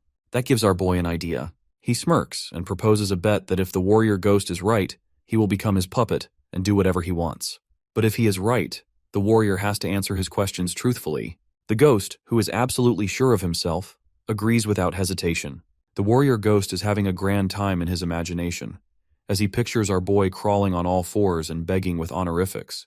Unfortunately for him, reality is far less entertaining as our hero is too busy strangling a goblin to care about his delusions. Snapping back to the present, the warrior ghost starts rambling about the duel skill, explaining how it locks a fight between two parties with no outside interference. The MC likes the sound of that. After cutting through multiple enemies and shifting to one-on-one battles, the system rewards him with a shiny new ability, Forced Duel. And what a skill it is, as he does not have to worry about continuous damage, poison, confusion, or any other annoying effects. He can enjoy just pure and uninterrupted combat. Our boy is thrilled, but the ghost is not so much. He just stares, probably questioning his existence. Our hero, however, has better things to do and reminds him of their bet. That finally shuts him up, at least briefly. Then, realizing it is just a bet, the warrior ghost starts yapping again. The MC, however, is not here for nonsense. He wants answers. The warrior ghost, as usual, curses him, but our boy has long since developed an immunity to pointless whining. The warrior's endless chatter continues until they stumble upon another hidden chamber. Our hero removes a brick, steps inside, and his insight skill kicks in. Instantly, he spots the traps with arrows rigged to the ceiling, traps on the floor, and moving walls ahead. The warrior ghost for once suggests something sensible, which is turning back. The MC, of course, ignores him. He gets into position, slashes through the arrows with his ceremonial sword, dashes over the ground traps, jumps onto a wall to avoid incoming spikes, and then pushes forward between the moving walls. One tries to crush him, but he punches through it. Turns out goblin-made walls are not exactly built to last. The warrior ghost, who is left speechless, finally decides to embrace the silence for once. With the obstacles cleared, our boy earns a spring-soaked ring, which boosts mana and emits a nice smell. The warrior ghost, who is still struggling to comprehend our hero's existence, finally asks about the MC's identity. Our boy reminds the warrior ghost that he already told him, but judging by the blank look on its face, the MC can see that the warrior has zero clue what he is talking about. That confirms something important for our hero. This warrior ghost knows absolutely nothing about the Ouroboros gastrolith, which means that it must exist beyond the 85th floor. Then it hits him that he has been in the labyrinth for 10 days. So he checks the community board, where players are busy panicking over how to kill the giant rat. Seeing it is about time to step in, he enters the chat. Junhyuk provides an update that half the players who reach the Spring of Life have successfully taken the big rat down, and he believes the rest will manage. As for him and Taeyeon, they run the second they saw the giant rat. The MC gets straight to business and starts explaining skills. The players shower him with gratitude. He starts with the easiest one, which is pain reduction. The method is stabbing yourself in the arm with a sword straight through. The MC wants them to take their old rusty swords and stab themselves deep in the arm, all the way to the bone. The players turn pale and shiver at the thought. But he does not get why they are so scared. The Spring of Life will heal them anyway, so there should be no problem. To him it's practical, but to them it's complete madness. Moving on, he introduces the next skill, which is apnea. This requires them to jump into the Spring of Life, hold their breath until they drown, and, as a little bonus, swing their swords until they physically cannot anymore. If they survive, they will gain the apnea attack skill. To the players, it almost feels like he is running a very lethal prank show. Ignoring their horror, he moves on to the next skill. Hold on. This one involves enduring 30 attacks from a big rat while running on fumes. Their expressions darken further. These skills are crucial for survival, sure, but the process is madness. The MC reassures them that no one is forcing them, and it's their choice. He also understands their reluctance. After all, they came from a world where war was just history class trivia, and hunger was something they only experienced when deciding what to eat for dinner. Risking their lives had never been on their to-do list, and stepping into the labyrinth has not magically changed their personalities. Despite the sheer absurdity, Taeyeon and Junhyuk hesitantly agree to try. The other players try to stop them, but Junhyuk shuts them down. In his eyes, if our hero wanted to lie, he would not have survived this long solo. The logic is airtight, and the argument is over. The MC smiles to see that at least someone here has a spine. Junhyuk picks apnea first, and as he discusses it with our boy, the others watch, with almost everyone convinced that he has lost his mind. It's one thing to talk about being brave, and it's another to actually do it. The MC gets satisfied and leaves. The warrior ghost pops up and mentions that our hero just wasted time on something useless. But to our boy, if even one of them survives because of his help, that is good enough for him. Soon they reach the boss gate and the MC steps in. Inside, a goblin with a staff stands at the center and is surrounded by small goblins. The boss casts a spell and his guards spring into action. Our hero meets them head-on, blocks attacks with his shield, and then tosses them aside. The warrior ghost nags at him to kill the boss first, but our boy is not exactly new at this. Then, the boss goblin again casts a spell. Dark energy wraps around the MC, and suddenly, he is somewhere else. A sea of skeletons stretches before him. Hollow eyes glare up at him. The whispers start with accusations and condemnations. They blame him for choosing the easy path, for letting them die. A hand grips his leg. Another voice, which is Taeyeon's. She blames him for not saving her and for letting her die alone. The scene twists. He is drowning, suffocated by hands dragging him down. But our hero is unfazed, as he has seen worse. The warrior ghost who is watching him gives up hope. The boss goblin prepares the finishing blow. But then our boy moves. The energy shatters as he swings his sword. He stands before the boss goblin and is completely unharmed. The warrior ghost is stunned to see that the MC has actually endured it. The goblin tries again and casts a madness spell, but it's useless as our hero steps forward. The goblin, getting desperate, throws out a curse. Once again, nothing happens. Instead, our boy gets new skills: mind resistance and magic resistance. Then, he grabs the goblin by the throat and drives his sword straight through it and ends the fight. The ghost, who once thought he could manipulate the MC, finally realizes that this guy is absolutely unhinged. And worse is that he is terrifyingly good at it. Our boy drinks the beginner mana potion and feels a rush of energy. Along with that, he gets a lowly thief's tool, apparently useful for disarming traps and unlocking doors. While trading arguments with the ghost, he makes his way to the 3rd floor. His reward this time is a beginner health boost potion. The secret reward is still a big question mark. He reaches the shop and walks into what seems like an awkward family reunion, except worse. The warrior ghost and the Lost King spot each other, and instantly, the tension skyrockets. The Lost King warns our boy not to be influenced by the warrior, which of course triggers a verbal argument. Just what the MC needed, 2 ancient beings squabbling like kids. Our hero tries to butt in, but they are too busy throwing insults. So he summons a pile of weapons and successfully grabs their attention. He plans to sell them, and the Lost King, who is completely blindsided by the sheer number, momentarily forgets his rage. Ignoring their dumbfounded expressions, our boy picks out his purchases: studded gloves, a bronze shield, metal and thorn rings, and a strength-boosting necklace. The warrior ghost and the Lost King stare at him like he just performed a miracle. The MC, who has no patience for their nonsense anymore, leaves them. On his way out, curiosity gets the better of him, and he asks the warrior ghost what his deal is with the Lost King. Instead of an answer, the warrior ghost gives him a warning not to trust the Lost King. Still, our hero decides to keep that in mind because maybe the warrior actually knows what he is talking about. Before he can dwell on it, a group of goblins appears, looking way too confident for their own good. Our boy punches and tosses them aside like garbage bags. Even the warrior ghost looks unimpressed. 2 rooms were cleared in a few minutes. At this rate, they will be out of here in no time. The warrior ghost suggests they move on, but the MC reminds him of an important detail, that he has the Rakuratas' quest to exterminate every monster on the 2nd and 3rd floors. As he finishes off another batch of goblins, he shifts the conversation to the apostle contract. The warrior ghost finally decides to be useful and explains that the gods in the labyrinth oversee different realms, like victory and defeat, but Rakuratas plays in multiple sandboxes.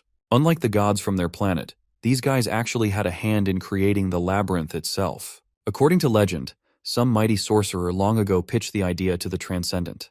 They were thrilled, and eventually, as their own time ran out, they settled deep in the labyrinth, waiting to judge the poor souls who dared to enter. The Apostle Contract is basically an exclusive VIP pass that provides power, rewards, and abilities beyond imagination. The thing is that one has to follow their rules, no matter how ridiculous they are. And let's not forget that after signing up, one makes an army of divine enemies because Rakuratas is not exactly popular among the gods. The deeper our boy goes, the worse things will get. Hearing all this, the MC realizes he needs to think before making any reckless decisions. The part about conquering the labyrinth and earning a wish catches his attention, something Taeyeon never mentioned. She might have used her wish to get the Ouroboros' gastrolith. However, if she could have wished for anything, it does not make sense for her to choose that.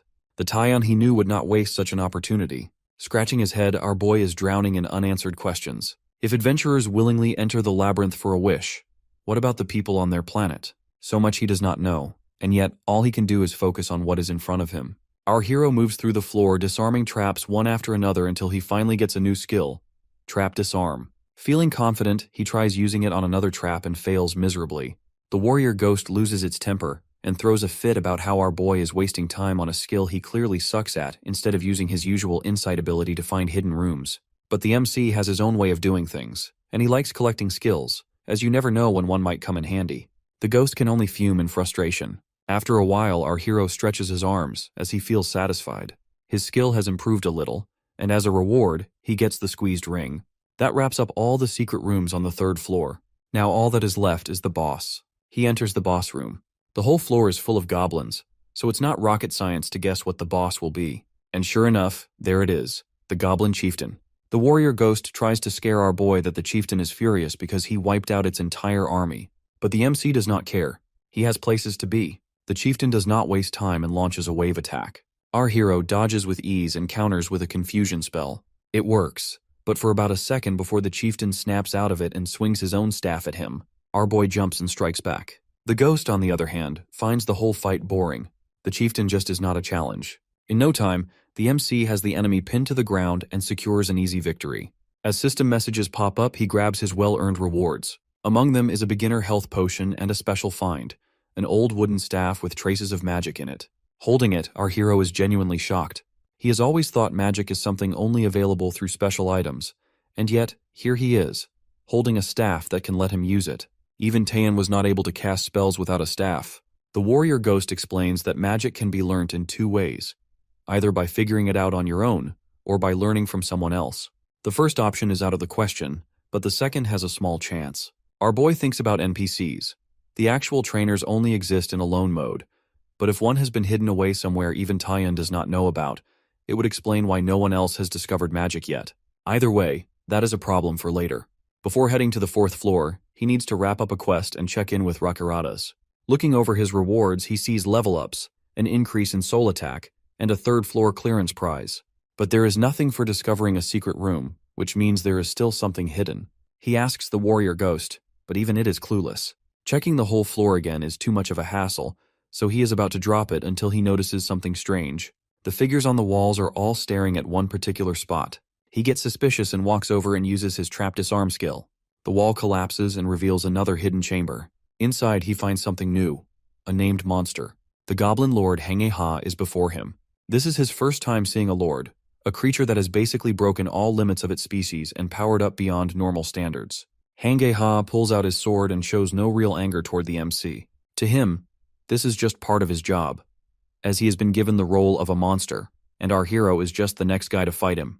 The goblin swings his sword and destroys a nearby pillar. He then makes his grand declaration that he is here to kill our boy. The MC barely manages to save himself using his deflect skill, but Hangeha does not believe in giving breaks. He swings his sword again, very much aiming to turn our hero into a fine mist. Our boy charges forward and their blades clash. The sheer force behind Hangeha's strikes is ridiculous, but the MC holds on.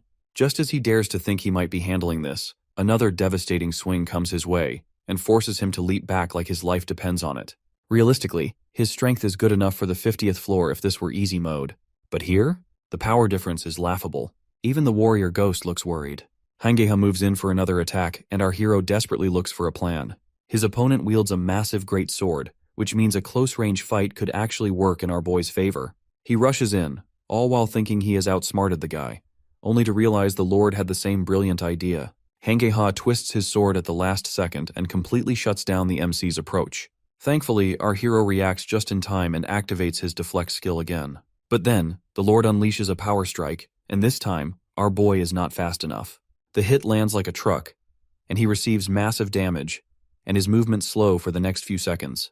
He cannot even retreat. All he can do is hold on and pray. His vision blurs, which makes dodging a total guessing game. With no other choice, he activates his counter skill and uses the Lord's own strength against him. 5 seconds in, the MC starts losing balance and barely keeps himself from toppling over. He keeps using deflect to fend off the Lord's relentless strikes, but the damage keeps piling up. Just when it feels like he is about to be turned into a fine paste, the 10 seconds finally end. He quickly jumps behind the Lord's seat and catches a brief moment of relief. The warrior ghost checks on him and suggests something sensible like running for his life and coming back stronger. But our hero refuses because common sense is for quitters. The warrior ghost tries to talk sense into him, but our boy has a point that rewards don't come easy. If he moves to the next floor without clearing this one properly, his rewards will drop to a fifth of their original value, and the special prize will vanish completely. He forces himself back to his feet, despite the warrior ghost's exasperated sighs. But the MC does not care. Everything he has done has led up to this. He did not push himself this far just to chicken out. He came here to win, not just survive. Every decision he made was a calculated risk to maximize his success. Or at least, that is what he tells himself. That stubbornness actually pays off. His fighting spirit, resolve, and even his stats get a boost. He also gains a special ability, the eyes that reveal his opponent's weaknesses, which should make this a lot easier. There is no way the system would throw an unbeatable enemy this early on, so he looks for an opening. And then he sees it.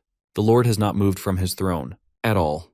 That is when it clicks that the guy does not have legs. He takes this as his golden opportunity and gets ready. The Lord, who is impressed by his resilience or maybe just entertained, decides to actually fight him. Our hero activates his apnea skill, then slams his fist into a nearby pillar with everything he has got.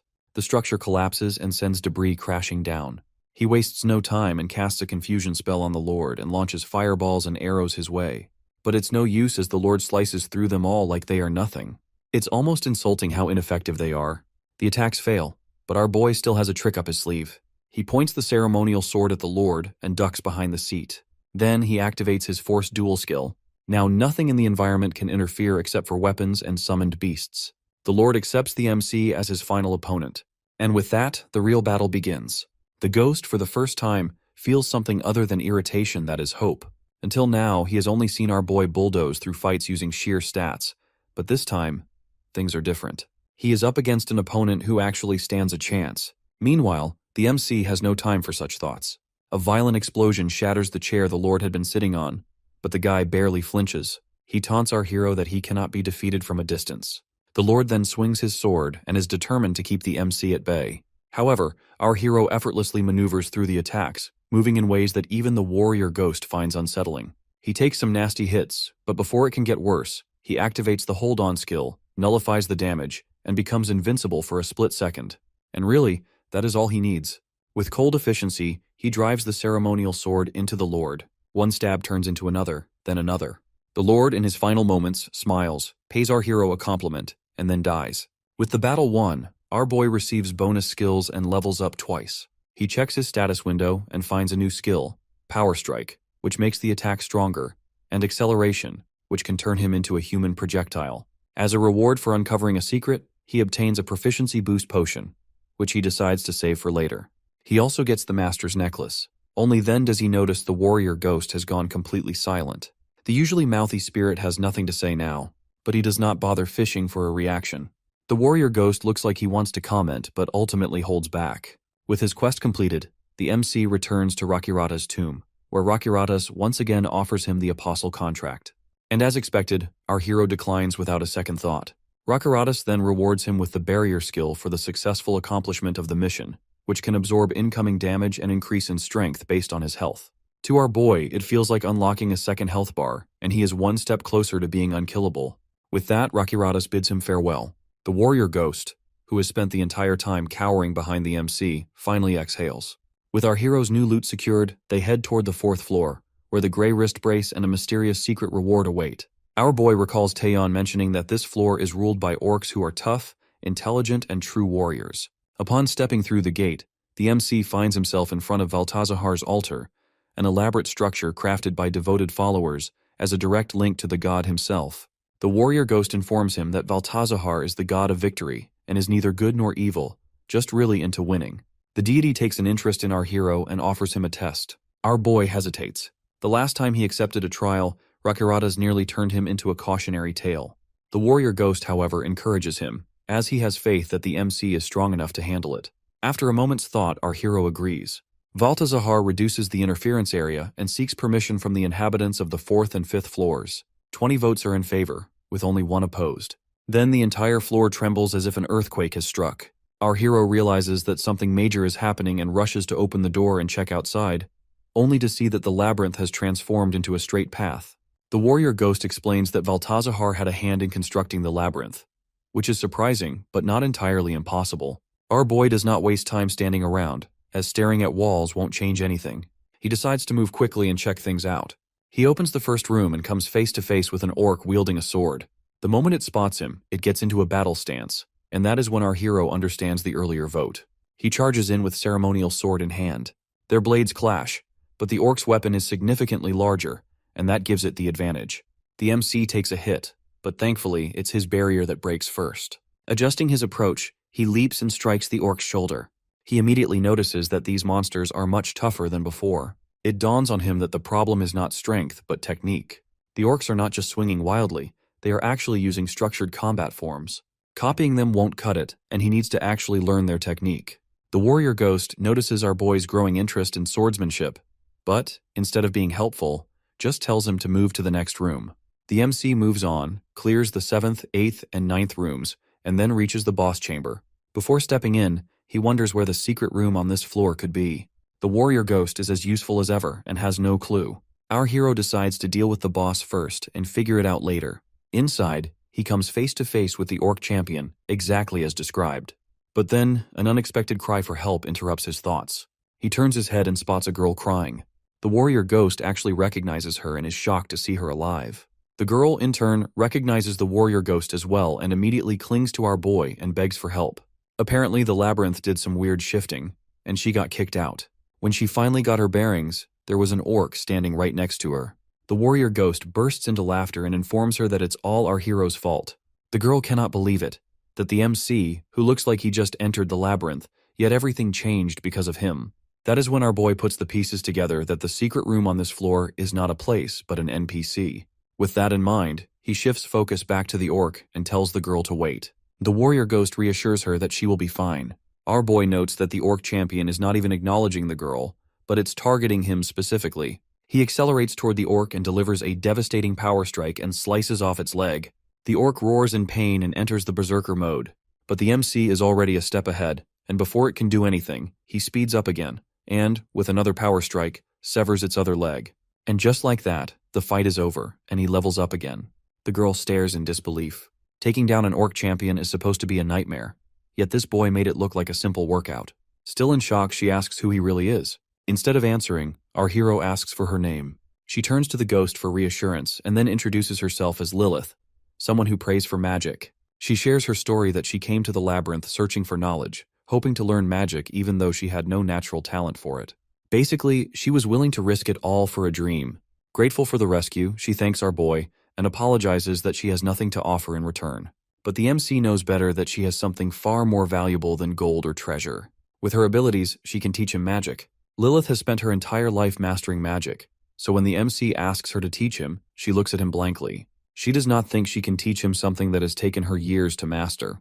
But before our boy can even start negotiating, the warrior ghost jumps in.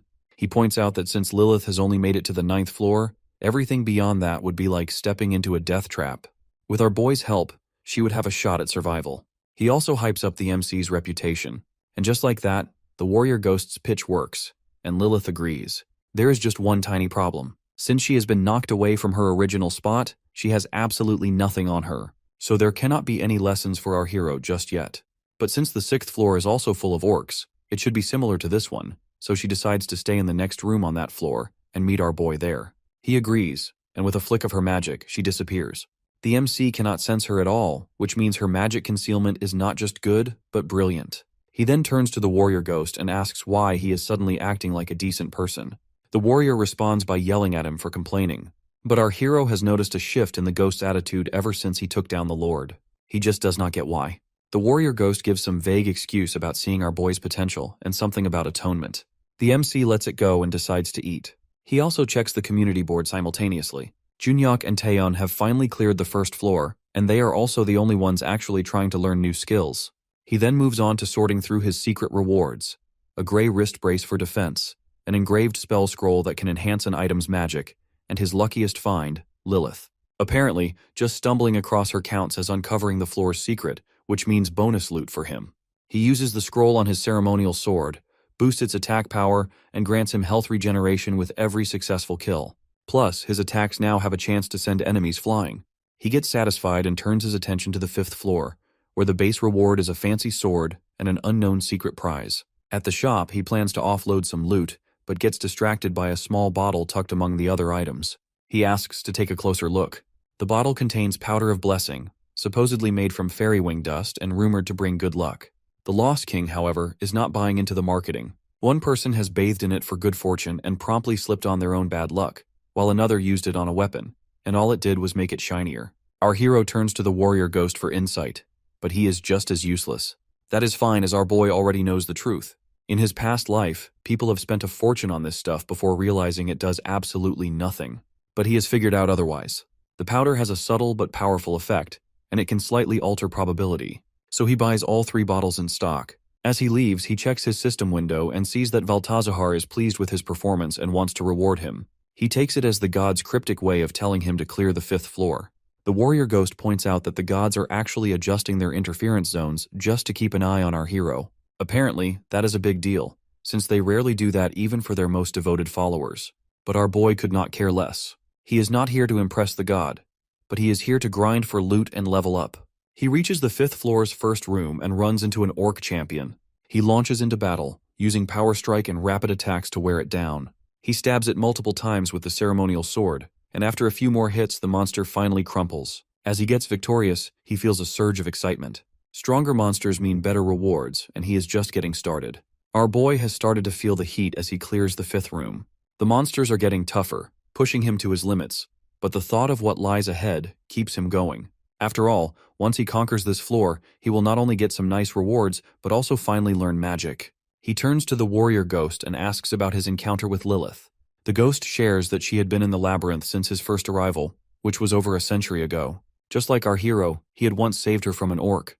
But unlike him, Lilith never made it past the 10th floor. For 100 years, she had been stuck and remained unable to grasp even the most basic magic. She entered this place with dreams of becoming some all-powerful mage, but without talent, she got a 100-year-long lesson in disappointment instead. The warrior had helped her out of pity and assumed she would not last long, yet somehow she is still around. Upon hearing that, the MC can see that this place has a handful of NPCs. Over on the other side, a door creaks open and a few small rocks roll inside. A goblin spots them and follows them out. Waiting right beside the door is Taiyun. The moment the goblin steps out, she expertly covers its mouth and drives her blade into its side. It struggles but ultimately dies. She successfully lures them out and eliminates them one by one. Through the community board, Junyok praises her for the clean execution. Meanwhile, he himself stands before Rakiratus' altar and notices our boy's warning not to choose this god and wisely listens. At the same time, an easy mode player, Choi Jung-hyuk, starts venting on the community board. Apparently, he has had enough of alone mode players like Junyok making the monsters sound worse than they actually are. Some of his allies back him up, and before long, an argument breaks out. Our hero also scrolls through the board and sees that a month has passed in the labyrinth, and instead of focusing on survival, these people are busy picking fights. He figures that by now, players in easy and normal mode must have adapted. As long as they play it smart, they will not die. But clearly for them, logic has taken a back seat, and instead of blaming the actual problem that is the labyrinth, they have decided to target alone mode players, who are the main attraction in the community. He can see that this is different from the previous world. Back then, things were not this messy, because the one stirring up trouble now, Jung-hyuk, had once been kept in check by the MC. But now without him around, Jung-hyuk has probably already formed a guild, taken over easy mode, and decided that alone mode players are his new favorite punching bags. As per the rules of the labyrinth, different modes prevent players from meeting each other. And if a lone mode player mentions that something is really as brutal as it seems, clearing it is borderline impossible. But Jung-hyuk thinks he can do whatever he wants without consequences. The poor guy has no idea what is coming. Our boy simply posts that he will contact them in a month and shuts the board. With that, he moves toward the final room of the floor. Waiting inside is the boss, the orc tribal leader, Ratran. The massive orc studies our hero and acknowledges his fighting spirit. The MC has already noticed something about the orcs through fighting. None of them fears death. Every single one had met their end with a proud smile, and they were more interested in the thrill of battle than actually trying to kill him. Ratran lay out a harsh truth that the orcs are stuck here, bound to this place without knowing when they will be free. But if they must remain, he at least wants one real fight. He roars and surges with energy, and the system flashes a warning that Ratran has now become significantly harder to defeat. But the MC is also ready to face it. Ratran is lying on the ground, totally beaten, and tries to process what just happened. He never expected the MC to be this strong. The guy had zero knowledge of sword fighting, yet he fought like a pro. Ratran cannot help but wonder who this guy really is. But even after losing, Ratran feels content. If he has to be defeated, at least it was a fight worth remembering. He just hopes that our hero won't hesitate to finish what he started.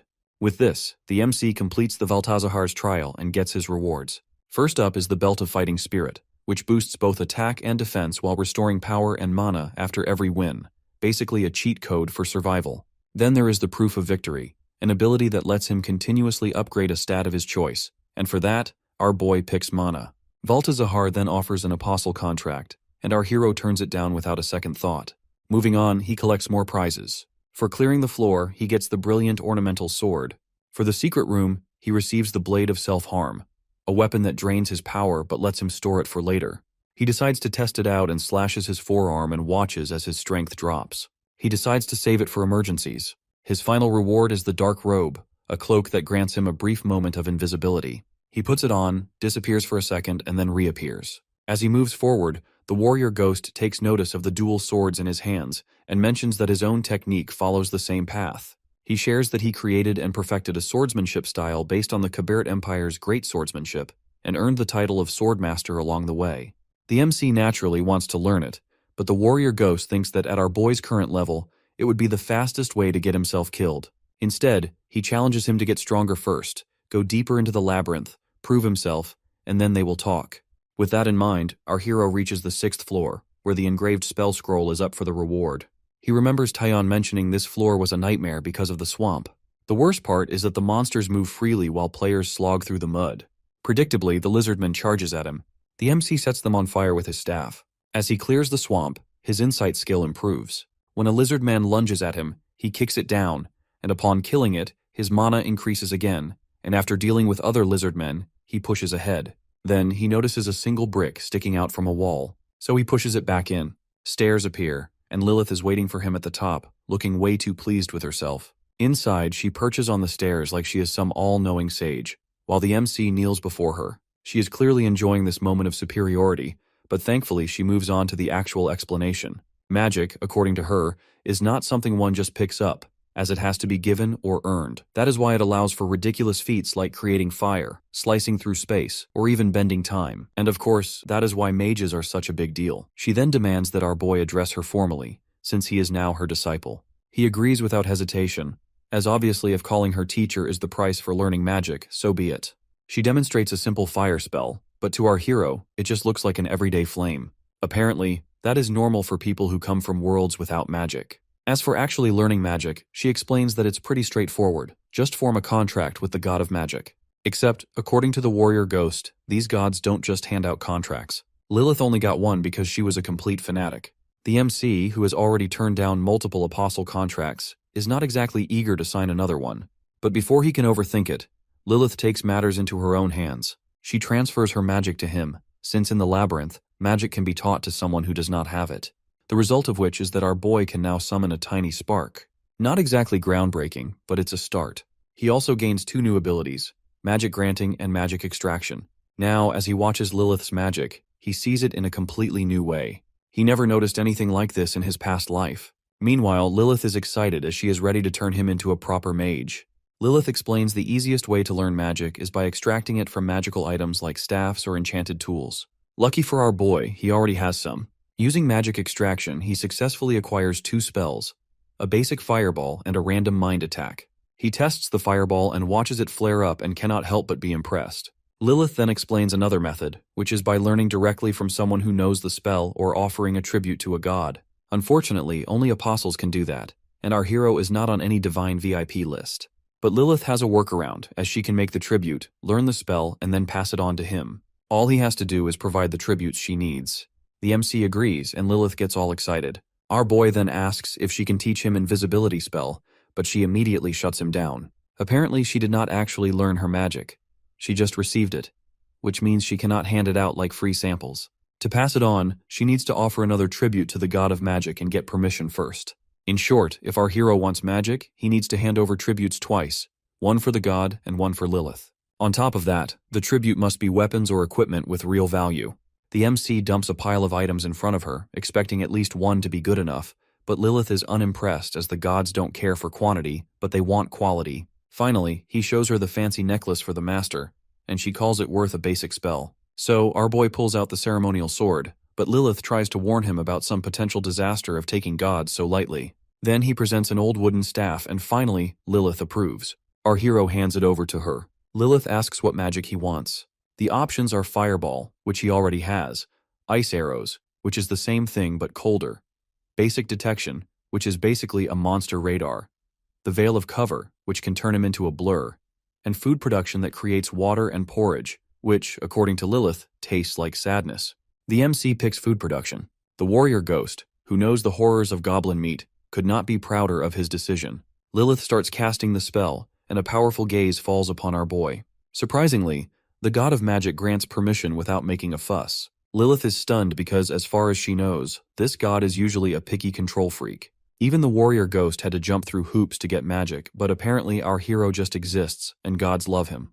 With that settled, the MC decides he will come back later with better tributes to learn more magic. Afterward, he moves on, now effortlessly roasting monsters with fireball magic. The warrior ghost suggests he just keep going and hand over tributes to Lilith if he finds anything worthy. But our boy is focused on his status window. His barrier has grown significantly, which is great, but the warrior ghost is less interested in stats and more interested in moving forward. Then, for reasons beyond mortal understanding, our hero starts taking off his armor, then his pants. The warrior ghost immediately spirals into panic mode, but before the ghost can lose what is left of his sanity, the MC calmly puts his pants back on, followed by his shirt. The warrior ghost, however, is already spiritually traumatized and is unable to comprehend whatever just happened. Our boy just wants him to watch. A lizardman, hiding behind a tree, sees our hero standing there, seemingly defenseless, and takes this as its golden opportunity. It rushes in, only to get grabbed mid-attack. The hit still lands, but it barely does anything, and as a result, the MC gains a new skill, Solidify. And because he did not actually lose any health from that first attack, he gets another skill. First attack, Nullification. The lizardman charges again. Our boy activates his new skill, grabs the creature by the neck, and throws it away, finishing it off. Our hero remembers his previous life's battle with S-rank monsters, especially the attack nullification skill. Unlike blocking or dodging, this ability just erases the attack from existence and leaves the opponent completely dumbfounded. The warrior ghost knows exactly what kind of suffering the MC just went through to acquire it. Now, our hero uses the Blade of Self-Harm and restores his barrier. The Solidify skill he picked a few moments ago cuts an incoming attack's damage in half. But of course, that is not enough for him. He wants more nullification skills. The warrior ghost is worried, and for good reason. Our hero already took a beating to earn the first one, and his barrier is barely clinging to life at just above 30. If he takes 2 more hits, it's game over. But our boy is not concerned at all. He has got the Powder of Blessing, which is his cheat code. He covers himself in all 3 bottles and steps into the next room. The moment he enters, a lizardman spots him and charges to stab him. The MC activates his first nullification skill and makes the attack disappear like it never existed. The lizardman tries again. This time our hero dodges, but he still takes some damage. His barrier, which was already struggling at 35, drops to 18. Apparently, the system calculates damage based on multiple factors like accuracy, evasion, defense, and luck. And there is a 10% damage fluctuation purely based on chance. So, if an attack should deal 30 damage, the final number could be anywhere from 27 to 33, decided entirely by fate. Fortunately, Powder of Blessing tweaks the odds slightly in our boy's favor. And to top it off, using more than 3 bottles guarantees lower damage. The lizardman attacks again, and our hero's barrier finally shatters. But that is exactly what he wanted. In exchange for losing his shield, he successfully acquires his second nullification skill. Now that he has got what he came for, he finishes off the lizardman and launches it into the sky like he is punting a football. Not wasting time, he moves on and swiftly takes down another lizardman by stabbing it straight through the heart, which is its weak spot. And just like that, he gets another skill. Weak spot attack. With most of the floor cleared, he decides to take a break before the boss fight. He sits down and eats what can only be described as the blandest excuse for food ever. It tastes like flavorless porridge, but it's still fuel. While eating, he asks the warrior ghost about random mind attack and whether he can stack its effects. The ghost explains that the spell needs to finish its effect before it can be used again. Our boy recalls a conversation with Lilith where he learnt that magic skills count as abilities in the labyrinth. So he tries to reshape a fireball into an arrow, but it fails spectacularly. The warrior ghost watches as the MC struggles with what is obviously high-tier magic. Still, our hero refuses to give up. He forms 3 fireballs and tosses them into the distance to start a fire. This sparks an idea that if he can acquire new skills by replicating certain effects, maybe magic works the same way. He puts his theory to the test. He knows he cannot merge fireballs while holding them, but something clicks when he throws one away. The moment it leaves his hand, its energy feels different. He decides to test it further, drinks a mana potion, creates another fireball, and fires it in the same direction. Then, he jumps after it, creates another, and merges the two. Recalling his conversation with Lilith, he repeats the process, jumping, forming another fireball, and fusing it into the growing mass of flames. Again and again, he refines the technique until finally, the massive burning sphere slams into the wall, and just like that, he unlocks the burning ball. The MC faces off against the Lizardman champion, the 6th floor boss. He hurls a burning ball at it, but the Lizardman champion blocks the attack. Our boy decides to switch things up and hits it with despair and madness spells, followed by another burning ball. The poor creature gets bombarded with helplessness and confusion. Even the warrior ghosts pity the Lizardman champion's tragic fate. But pity does not save lives, and soon enough the Lizardman champion gives up on existence and keels over. As a reward, our hero gets an engraved spell scroll. The secret reward, however, is a little more exciting. The cold-hearted staff, which reduces mana costs per spell cast. A solid item, but he tosses it into his inventory for later. Along with these, he also receives the champion necklace, but after one glance, he realizes his current lord's necklace is still superior. He considers offering it as a tribute to learn another spell. After a while, Lilith takes the champion necklace, casts a few spells, and the MC now has ice arrows. While checking out the room, he notices tiny safe zones that appear after clearing a floor. He then discusses ice arrows with the warrior ghost, and they start whispering like conspirators, which obviously confuses Lilith. When she demands to know what is going on, they decide to take her out first. Once outside, our boy forms a burning ball, and Lilith's reaction is nothing short of priceless. Her jaw nearly hits the floor while the warrior ghost starts to boast about our heroes this newly acquired skill.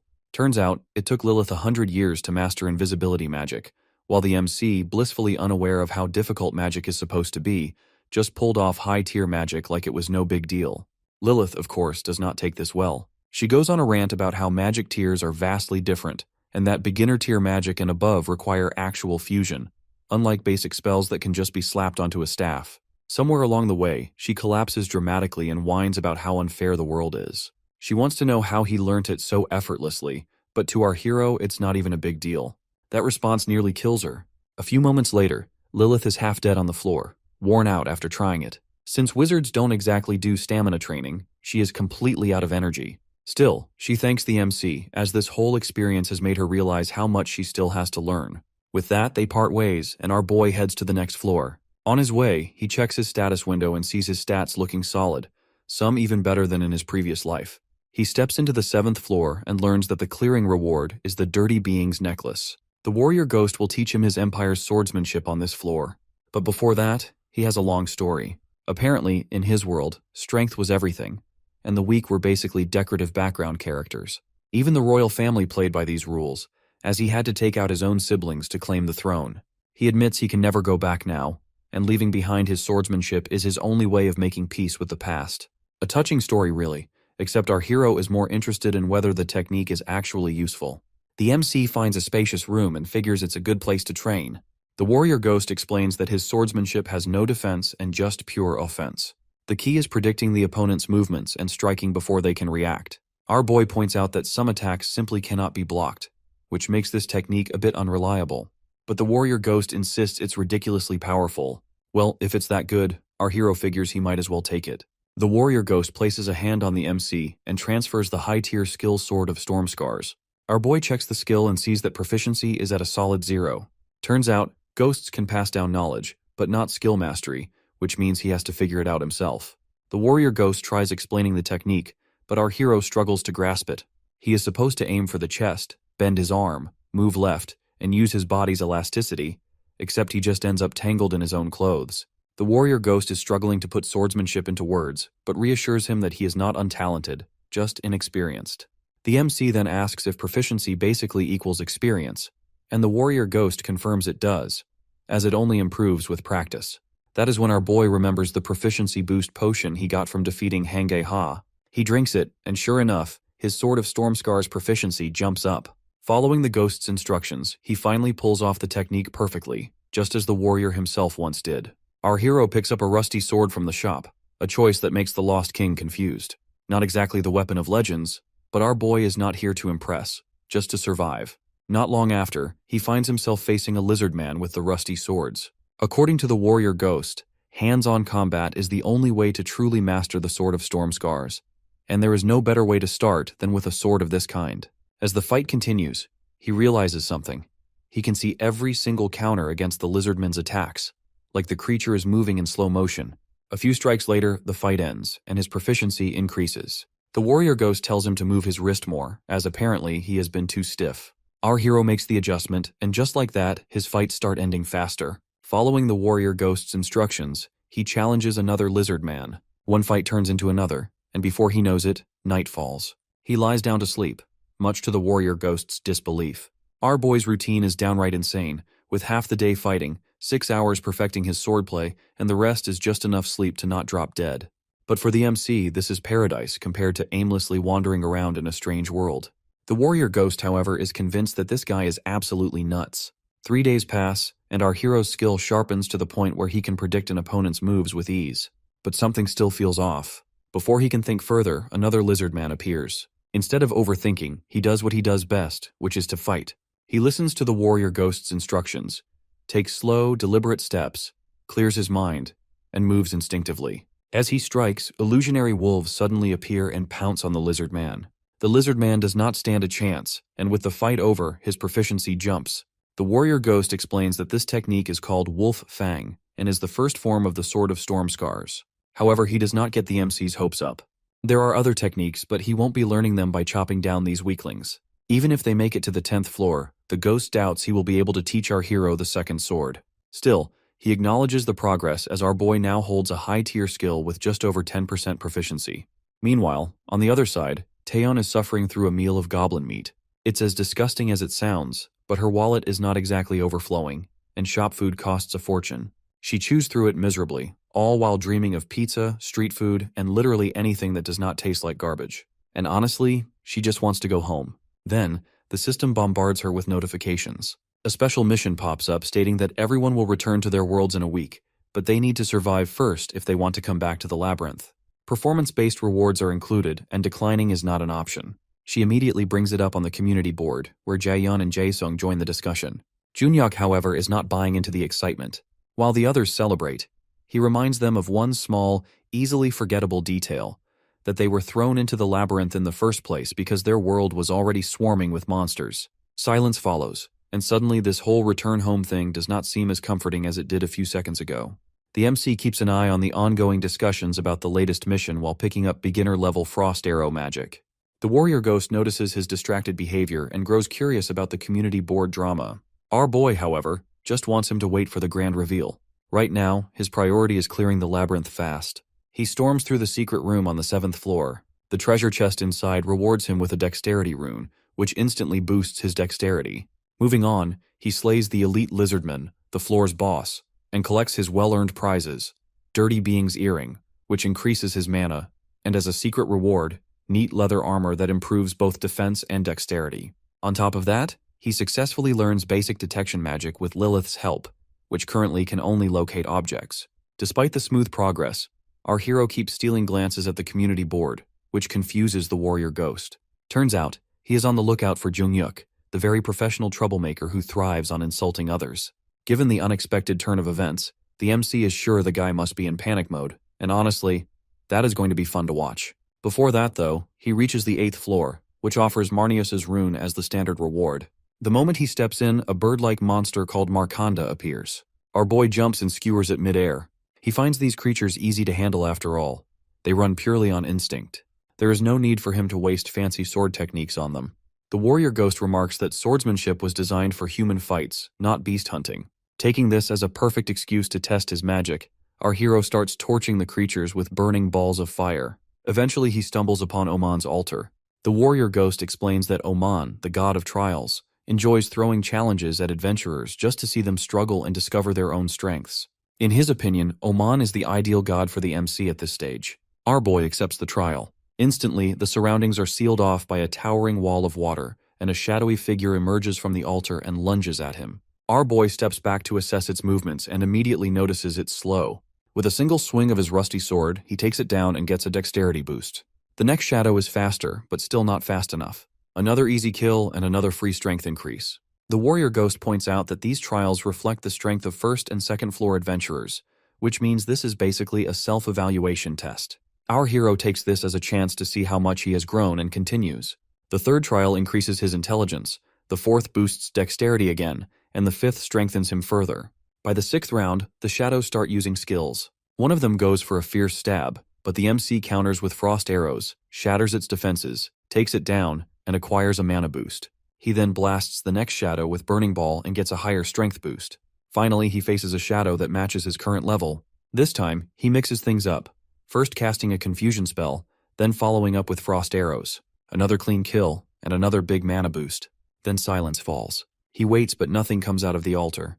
The warrior ghost starts laughing because apparently, Omen is only allowed to summon shadows up to an adventurer's current floor level.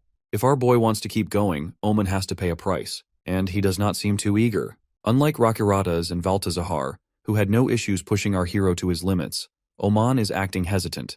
The warrior ghost finds it hilarious. Looks like the MC's uniqueness is making even the gods second-guess themselves. Our boy waits for a moment, then prepares to leave. But just as he is about to move on, Oman pays the price and throws another trial at him. Our boy knows that from here on, the shadows he faces will be from floors he has not cleared yet. But instead of feeling any sense of fear, he is excited. As another shadow comes out from the altar, he slices through it. As a reward for completing the fifth trial, his strength increases, his deflection skills sharpen, and his soul attack power gets a nice boost. He welcomes the upgrades but still cannot help but wonder what these shadowy figures truly are. The warrior ghost explains that they are past adventurers who either failed their trials, made deals with gods, or simply died and donated their souls to the cause. So, in short, they are the leftovers of history's less fortunate adventurers. Our boy decides to test his abilities on them. He flings a burning ball at the shadow, follows up with a madness spell, and then fires frost arrows for good measure. The 10th trial ends and grants him yet another strength boost. At this point, he starts noticing a pattern that these shadows are not just godly playthings. They each have their own unique fighting styles. As he moves past the 12th floor, things start getting interesting. The shadows begin using various skills, but in their rush to be fancy, their movements turn clumsy. By the 15th floor, however, things change, and the shadows now match or even surpass his stats. Unfortunately for them, our hero still has more tricks up his sleeve.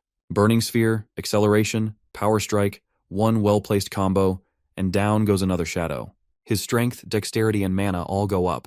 Though these battles don't grant him experience points, his soul attack and stats keep climbing. So basically, he is leveling up without technically leveling up. Then comes the 18th floor shadow. He swings his sword as he expects another clean hit, but the shadow has other ideas. It grabs him and drives a blade into his back. Thankfully, the MC had activated first attack nullification beforehand and turned the tables, finishing it off. Then comes the next problem. A massive shadow wielding a battle axe. Our boy blocks the hit with his swords and barely holds on. The system informs him that this one is undefeatable, but our hero does not back down. He has been through too much nonsense to quit now. The shadow swings its axe and activates Assault, a skill that forces its user into a wild, uncontrollable attack. The downside is that it leaves their back completely exposed. The MC, being no fool, takes full advantage, accelerates forward, lands a power strike, and finishes the job with a well-placed stab. Before he can even shake off the exhaustion, the 20th floor shadow appears and activates Complete Victory. But our boy is not defenseless. He has resilient mindset. The shadow charges and he deflects. So far so good until the thing punches him hard. He tries a madness spell, but the shadow shrugs it off like it's nothing and knocks him to the ground. Injured but not out, our hero cloaks himself in his dark robe, disappears from sight, then reappears behind the shadow and ends the fight in one clean strike. With the 20th trial cleared, his stats receive another boost, along with his soul attack power. He is officially stronger than before, but before he can even hold his exhausted body, another shadow steps out from the altar. Our boy takes one look at it, raises his hands, and surrenders. Oman, watching over the trial, ends it and falls silent. Our hero checks his status window and sees solid stats as expected. The warrior ghost beside him, however, cannot believe that an 8th floor adventurer, our boy, cleared the 20th floor. Omen, on the other hand, rewards the MC with the Ring of Proof. As a bonus for surviving the trial, our hero also gets the Proof of Limit. Omen then, like every other god before him, offers him an apostle contract.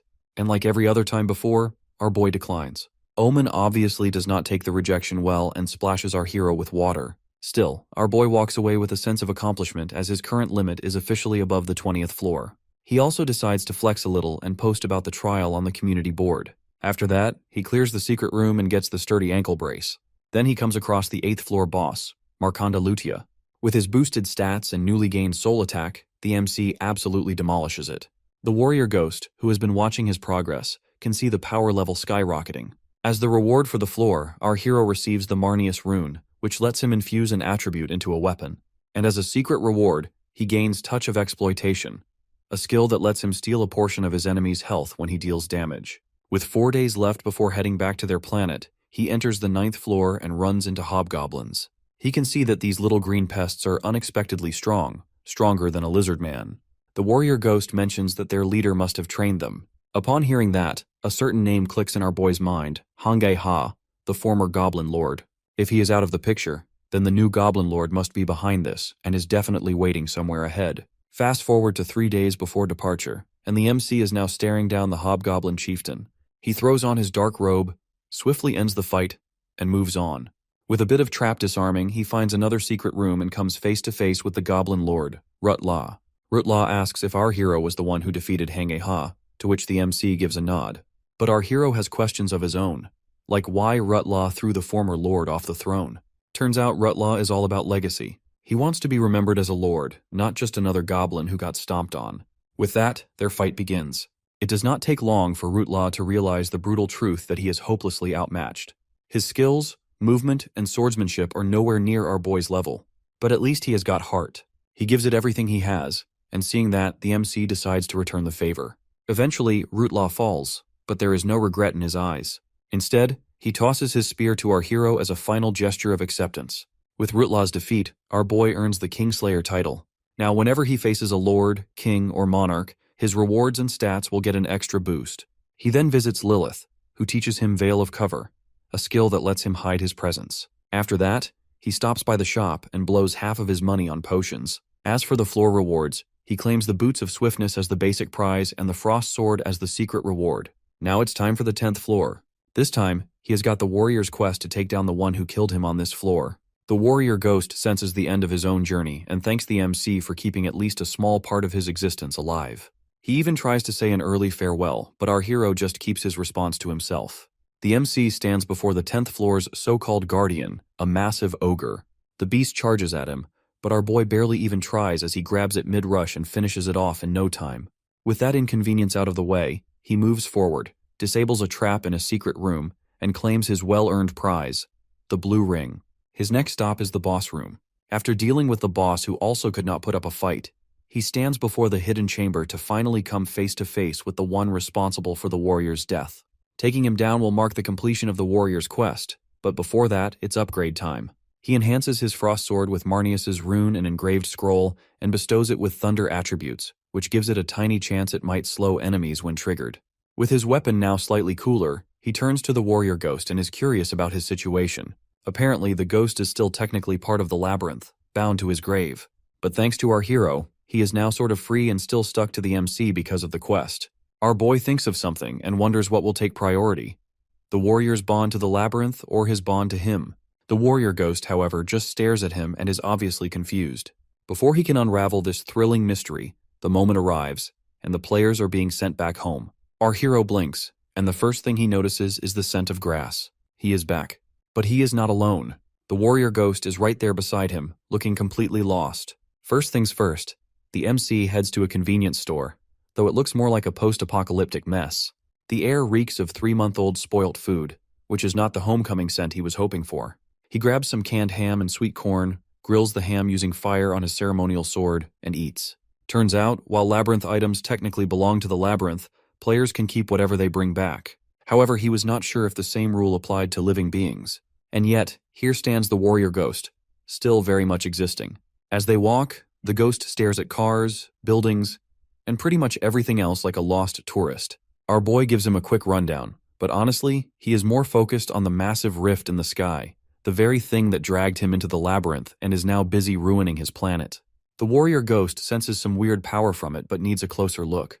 Our hero, however, decides to save the apocalypse research for later. Just then, a monster jumps at him from behind. The MC grabs it midair and asks the warrior about it. After some expert ghostly analysis, the warrior confirms that the creature's master is ridiculously strong, and even stronger than Rakirata's. Our boy then burns the monster to ash and moves on. His next stop is City Hall, as instructed by the special quest with the only condition to reach it alive. Most people, when faced with a disaster, would have chosen to hide and wait for authorities to save them. And judging by the number of corpses decorating the streets, that strategy clearly did not work out great. Despite everything, our hero is not rushing. He is looking for someone. The warrior ghost assumes it must be Junyuk or Taeyeon, but the MC has someone else in mind. Just then, someone steps into view, the exact person our boy had been looking for. And who is it? None other than Yoongun. What a coincidence. Or maybe not, considering our hero had been walking around like he had all the time in the world. Yoongun offers to team up and head to City Hall together, and our boy gladly accepts the proposal. Yoongun takes our hero to a group of other players and introduces him as just a normal mode player. Our boy, on the other hand, sizes up the group and notices that he does not recognize any of them. They all look like easy or normal mode players, basically the kind who scream and run at the first sign of danger. Also, none of them can see the warrior ghost floating beside him, which is probably for the best. Yoongun then announces that it's time to move forward, but the players hesitate as they worry about the monsters ahead. Yoongun promises to protect them, which is all it takes for them to put their faith in him. The warrior ghost, however, is far less impressed. To him, this group is a complete waste of space except for Yoongun, who at least has some combat ability. But what really puzzles him is why someone as capable as the MC is tagging along with this squad of liabilities. Their march is soon interrupted when someone points at a monster. Yoongun instructs everyone to stay back and bravely steps forward. Our hero takes one look and can see that it is the kind of monster even an easy mode player can handle. But of course, this world does not play by normal rules. Here, only hard mode players can take on something like that. Yoongun, at least, makes quick work of it, as he stabs the creature and takes it down with ease. And just like that, a routine is established. If a monster appears, Yoongun fights it while the rest of the group cowers in a corner. If another one shows up while he is busy, they start to panic. But then, something weird happens. Someone starts picking up rocks and taking out monsters from the shadows. The players assume the monsters have just disappeared into thin air, but Yoongun catches on and turns his gaze toward our boy. After all, the MC is the only one who has been completely calm since they first met. But he brushes the thought aside and keeps moving forward, while the MC continues playing Guardian Angel from the shadows. The warrior ghost, however, is losing his mind. In his eyes, these people are not just weak, but they are an embarrassment. Instead of at least trying to fight as a team, they have decided their best strategy is to sit back and let Yoongun do all the work. Our hero finds it rare to see the warrior ghost this furious. To calm him down, he points out that, technically, he is the odd one here. The others have chosen the easy labyrinth, so expecting them to act any differently is not right. But the warrior ghost is stuck on something else, as he has never heard of the labyrinth being divided into different modes. The MC then explains the concept of different labyrinth modes to him. The warrior ghost, of course, has never heard of such a thing. His theory is that someone ridiculously powerful must have made multiple copies of the original labyrinth, which sounds like an insane amount of effort. The bigger question is the reason. Whoever has done this is not just powerful. They have to be on a whole other level, probably above even the gods. Our boy has a weird feeling about all this. The monsters they have encountered so far are too weak. If someone really wanted them dead, they could have just sent a high-level monster right from the start. Instead, it feels like they are being monitored, and their progress is deliberately controlled. The warrior ghost has mentioned in the past about how gods love watching mortals struggle, and honestly, our boy would not be surprised if that is exactly what is happening. The ghost wants to hurry to the city hall, but the MC insists on sticking with the group. Not because he particularly cares, but he just does not want to get involved with those who have no real chances of survival. Well, except for Yoongun. If the others die, Yoongun will take it hard, and our hero already knows how that plays out. In his past life, Yoongun led a group to the city hall only to be the sole survivor. The streets are a nightmare, swarming with monsters while the unlucky survivors hide wherever they can. The night falls, and they are eating monster meat. Our boy, on the other hand, is enjoying ham like he is on a picnic. Then, a guy comes up to him, with all the confidence and entitlement. Lee Changsok, leader of the Athens Guild, demands the ham as if it is his birthright. When the MC does not hand it over, Changsok drops a threat that he will kill our hero once they return to the labyrinth. Our boy, however, points out the small detail Changsok seems to be overlooking, that there is no guarantee he will even make it back. After all, as he remembers from his past life, this very guild behaved around like kings of the labyrinth only to get wiped out on their second run. Changsok's face twists in rage and he throws a punch. But before his fist can land, Yoongun steps in and catches him mid-action. He then grabs his mouth because apparently he has had enough of the guys talking and punches him straight in the face. He makes it very clear that Changsuk can believe whatever he wants. But if he steps out of line again, he won't be part of this squad anymore. That night, Yoongun stands guard while everyone else sleeps. Our hero approaches him and brings up how some of the players are terrified of him. Not that they are wrong to be. Yoongun, however, does not care as their fear is necessary. If they don't listen, they will die. Simple as that. Besides, keeping them in check has its perks, and he actually thanks the MC for the opportunity. Our boy, however, does not get it. Yoongun could have reached City Hall alone without any problem, and as a hard mode player, he should have known better than to waste time on people doomed to die. The survival rate is 1%, which means saving someone weak is just a temporary delay before they meet their inevitable fate. Yoongun's anger flares for a moment, but as he looks in our hero's eyes, a thought strikes him that this guy has seen far too many people die. And one thing is now obvious. The MC is not just some normal mode player pretending to be tough. Morning comes and Yoongun kicks everyone awake. They have a city hall to reach after all. But in their grand survival plan, two minor details have somehow slipped their minds. First, the monsters only attack people heading towards City Hall. Second, anyone traveling alone has either already made it or, well, is now monster food. Which explains why the roads are suspiciously empty. Then, just to make things worse, 3 monsters block their path.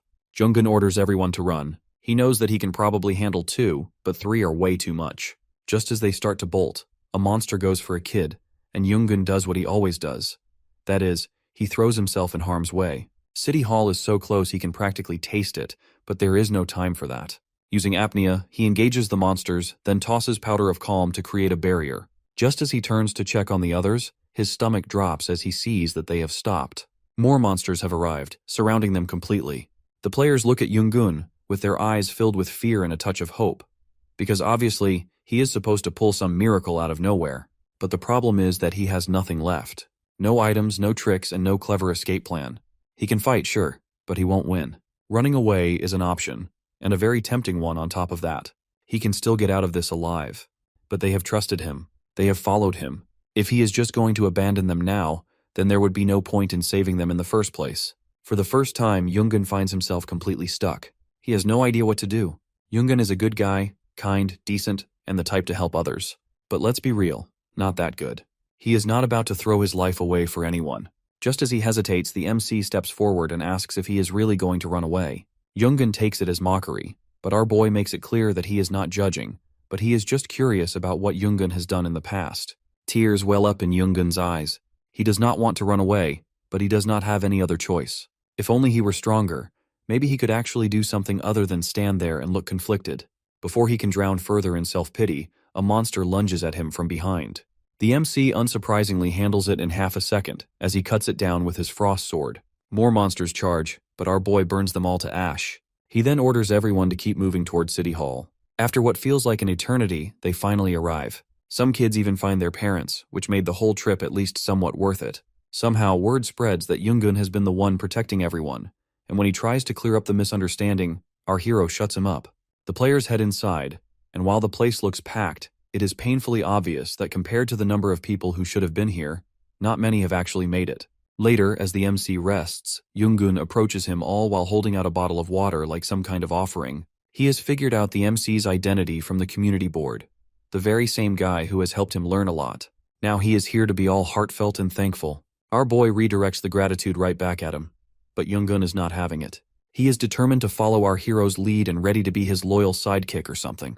But the MC chucks the water bottle at his face and makes it clear that he does not need an emotional support follower. Just then, a girl arrives, Kim Hweon, a hard mode player, looking for Yoongun. She has come to update him on the situation, but is now staring at our hero. The MC recognizes her instantly. In his past life, they have crossed paths plenty of times. She has always been strict, disciplined, and a little too obsessed with rules. Now, she is leading the hard mode players. She gets straight to the point. Out of everyone gathered, only about 1,000 can actually fight, and most of them are easy or normal mode players, so they do not have exactly an elite army. To make matters worse, they are running low on food and shelter, and no one has any clue what kind of nightmare quest is coming next. So they need a leader. Originally, Hweon planned to take charge, but then Jung-hyuk, the guy who cannot even handle a basic monster, decides he should be in charge instead. His grand achievement is whining that they are looking down on easy mode players and taking hostages. The captives, Taeyeon and Junhyuk, are not exactly weak, so our boy can predict there has to be another reason they let themselves get caught. Hwiyeon wants to wait and see how things play out before making a move. Our hero, however, has no patience for that nonsense. She reminds him that violence is not an option, but he is not particularly interested in rules right now. The world is already in ruins. What is he supposed to start caring about protocol now?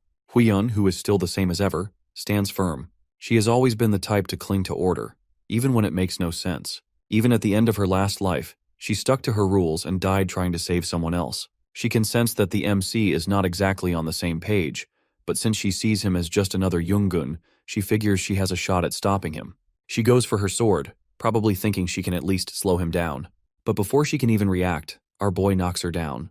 Yoongun, bless his heart, tries to question our hero, but the MC is already moving. He has more important things to do, like dealing with Junghyuk, the self-proclaimed leader. Junghyuk was having a productive day by blackmailing some poor guy with his men under the pretext of collecting debts. That is when he happened to glance out the window and saw a monster. Later, inside the labyrinth, things took a turn for him. He was running for his life from a monster when some guy saved him. Instead of being grateful, Junghyuk did what any self-respecting scumbag would do. He killed his savior and stole his stuff. In a place like the labyrinth where there is no law, no order, and just survival of the most shameless, pushing someone over the edge is child's play. By now, Junghyuk has already lured high-level players to his side, keeping them in check with a mix of violence and bribes. Toss a bone here and there and suddenly people forget they have morals. His next goal is total control of the labyrinth. He is lost in a rather grandiose fantasy about his future rule when Taeyeon brings him back to reality. Honestly, things have been going well for him. He arrived right in front of City Hall with no monster encounters, no unnecessary struggles, and just a straight ticket to the safe zone. Even those alone mode players he was so worried about turned out to be utter disappointments. Still, he did have a brief moment of panic when Taeyeon and Junhyuk showed up, but he blackmailed them using another hostage and forced them to back off. Now, feeling all high again, he starts spouting nonsense about how weak alone mode players are. But then, our boy shows up. Glass shatters as he enters, his presence alone making the room feel 10 degrees colder. The sheer intensity of his aura sends Junghyuk's instincts into survival mode. He scrambles and raises his walkie-talkie as he tries to play his last card with a threat that if the MC does not stop, he will order the hostages to be killed. Then Hwiyeon arrives, barely standing, and supported by Junggun. She wants our hero to stop. Junggun, on the other hand, asks Junghyuk what he wants. Junghyuk, of course, takes this as his moment to shine. He lays out his brilliant terms to guarantee his safety and authority, and in return, everyone gets to live. Hwiyeon, however, does not think an easy mode player should hold so much power. But Junghyuk argues that leadership is about experience, not strength. He has managed one of the labyrinth modes after all. He is so busy inflating his own importance that he fails to notice our boy until he takes the walkie-talkie right out of his hands and crushes it. Poor Junghyuk has made a critical miscalculation. When you spend all your time stepping on people, don't be surprised when someone steps back. Still, he is not out of tricks yet. He clicks a remote in his pocket and triggers the ceiling traps. Stone pillars come crashing down on the MC, and Junghyuk allows himself a victorious smirk. Even if our hero survives, he has to be at least a little injured. Except when the dust settles, our boy comes out safe and sound. Junghyuk starts to panic and summons his men and orders them to kill our boy. The MC simply draws his frost sword. Hwiyeon makes a weak attempt to intervene, but our hero makes it clear that there is no need to play nice as these people are not worth saving. And so he cuts them down, and starts to step closer to Junghyuk. Sure, Taeyeon and Junhyuk might have struggled against so many enemies, but our hero is built different. The players outside the building are dying of boredom. Among them is the warrior ghost, who is resting like he has all the time in the world. But finally, something worth watching happens as the MC appears on the edge of the building, all while Junghyuk holds him by the head. The others stare and are absolutely stunned. Unlike them, the warrior ghost is thrilled as finally, there is some real entertainment. Junghyuk trembles as he is just one step away from a rather unfortunate drop. He barely manages to stammer out a question about our hero's existence. But the MC only feels a little bad for him, as after all, this is the second time he is going to kill him. Not that Junghyuk gets to process that thought for long. Our boy crushes his head and tosses him off the building. The watching players immediately lose their minds and shout accusations of murder at our hero. The MC, however, finds himself wondering how he even managed to kill Junghyuk in his past life. Back then, he was just an average player crawling through easy mode, while Junghyuk practically owned the battlefield. It had taken him months of struggle and surviving the labyrinth, getting stronger and barely scraping by to finally beat him. And now it's almost too easy. Junggun approaches the MC and warns him that things are about to get tougher. Apparently, Huion and the others are already whispering about him. But our boy does not care. Soon they won't have the luxury to keep running their mouths. Meanwhile, over on the other side, some men are making a grand show of protesting against our hero. To them, he has to be punished as he is dangerous, and civilization will crumble if he is not stopped. Huion, who is already exhausted, points out the obvious, that the MC fought all those players alone, and yet they want her to deal with him. That does not make any sense. One of the men insists they cannot just let our boy run around turning this world into his personal battle arena. They need to stop him and enforce some kind of law. Huion had thought these guys who proudly call themselves congressmen and civic leaders might actually have a plan. Instead, they turn out to be utterly useless. Worse, they have not even stepped foot in the labyrinth. They are just mooching off their followers for food. She regrets ever asking for their input. Now she has a different problem about figuring out a way to keep our hero in check without getting herself or anyone else killed in the process. Before she can dwell on that depressing thought, a system notification pops up. In 12 hours, the first wave of monsters will begin. Defense zones are set up at the north, south, east, and west of City Hall, and they have to defeat the enemies to protect the area. Immediately, panicked players flood the room and bombard Huion with questions. She calms them down, then notices that the so-called congressmen have quietly disappeared. Outside, our hero has also received the update. He trusts Huion to handle things as she has done it before in his past life, and hopefully she has not suddenly become incompetent. Nearby, he spots Taeyeon and Junhyuk. Junhyuk offers a polite thanks, and it turns out they both can see the warrior ghost. As they talk, the MC's gaze lingers on Taeyeon. She is young, and it is obvious she is scared of him. Pushing that aside, he cuts to the chase. They discuss the upcoming battle, and then he orders them to draw their swords. He starts with Junhyuk, whose fighting style can best be described as reckless enthusiasm with a death wish. Then there is Taeyeon, who is far too timid for his liking. Our boy does not want them dying some pathetic, avoidable death, so he decides to test them the best way he knows and offers them a duel. Junhyuk hesitates, as obviously there is no point in fighting someone leagues ahead of him. But our hero reassures him that the skill he will use adjusts their stats to match the weaker opponent, and he won't activate any abilities either. Not that it matters, because this is not a request. Junhyuk finally accepts, as he feels determined to prove he is not weak. Taeyeon, on the other hand, thinks the whole thing is completely insane, which, to be fair, is not entirely wrong. But Junhyuk sees this as a golden opportunity. Normally he would not stand a chance against the MC, but with the stats equalized, there is a tiny chance. And honestly, that is good enough for him. Junhyuk charges at our boy, with his sword swinging with all the confidence in the world, only for our hero to bat it away. A sharp pain hits Junhyuk's shoulder as the MC's blade slices through, and before he can even process it, another set of blows follow. Junhyuk tries to block. Really he does, but he fails. Our boy whispers that Junhyuk should just admit he is weak. Naturally, Junhyuk's pride won't allow that, so he goes for another desperate attack, but is smacked down even harder. He hits the ground, and our hero does not even give him a moment to collect himself. He stabs his sword into the ground beside him. In his eyes, Junhyuk might be strong here, but in alone mode, he would be monster food in under a few minutes. He also recalls that in his previous life, Junhyuk had died before they even had the chance to meet. Junhyuk, on the other hand, is lying there, and his brain is struggling to process the massive difference in their abilities. Seeing this, the MC decides that they will just keep fighting until he finally gets it. Half an hour and a lot of bruises later, Junhyuk crashes to the ground once again, but this time, reality has properly kicked in. He knows exactly that he stands at the very bottom. He finally admits defeat, and our boy claims his victory. Next up is Taeyeon. The second our hero turns to her, she starts shaking and surrenders before he even lifts his sword.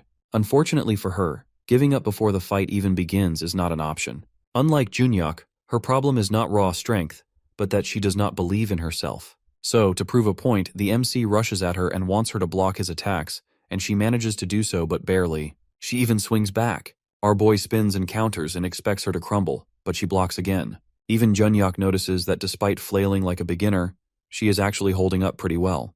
Our hero finally grabs her shoulder and shoves her to the ground, ending the match. He tells her she is stronger than she gives herself credit for, but that does not mean she should let it get to her head. With that, their training session is over. From then on, the MC teaches them proper skills and strategies to survive the labyrinth. By the time night falls, he wraps up the lesson and tells them to share the knowledge with the other players. Before parting ways, he adds a simple but important warning not to die. Their reaction is weird. They exchange a glance, and our boy questions their look.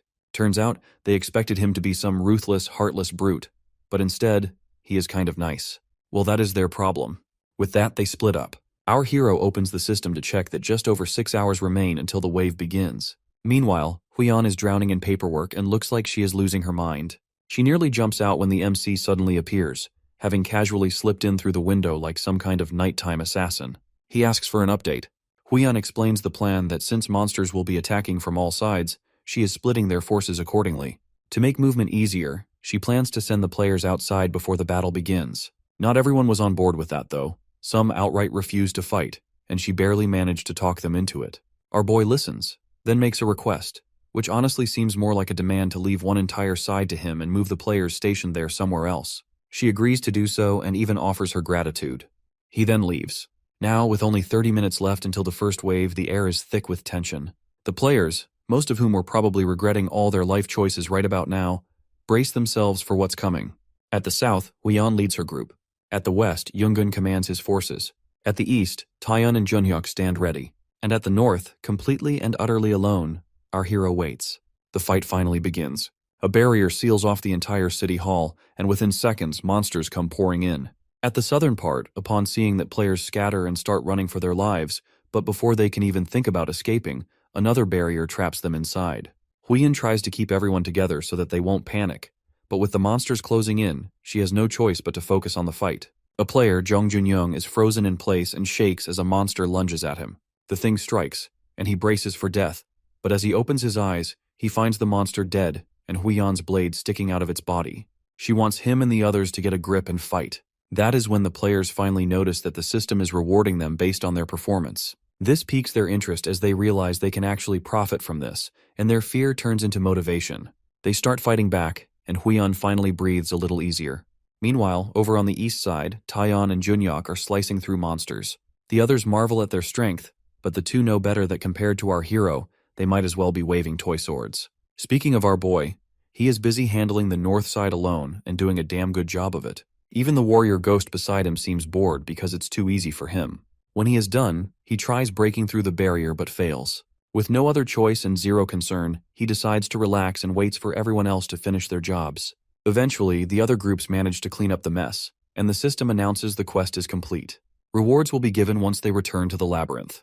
But before anyone can pat themselves on the back, a new message pops up with the announcement of a second wave coming. A single monster steps out of the rift. A confident player rushes in as he tries to finish it off in one swift strike, only to land his attack and realize that it did absolutely nothing. In a blink, the player is brutally killed. Then, the monster roars and causes chaos, and players start to run for their lives. Yoongun attempts to stop them, but as he turns around, the monster swings its weapon, and a whole chunk of players are gone. Meanwhile, on the north side, the MC is literally sitting on the very same type of monster dead beneath him. He watches the chaos through the barrier. The players on the other side clearly want to get to his side.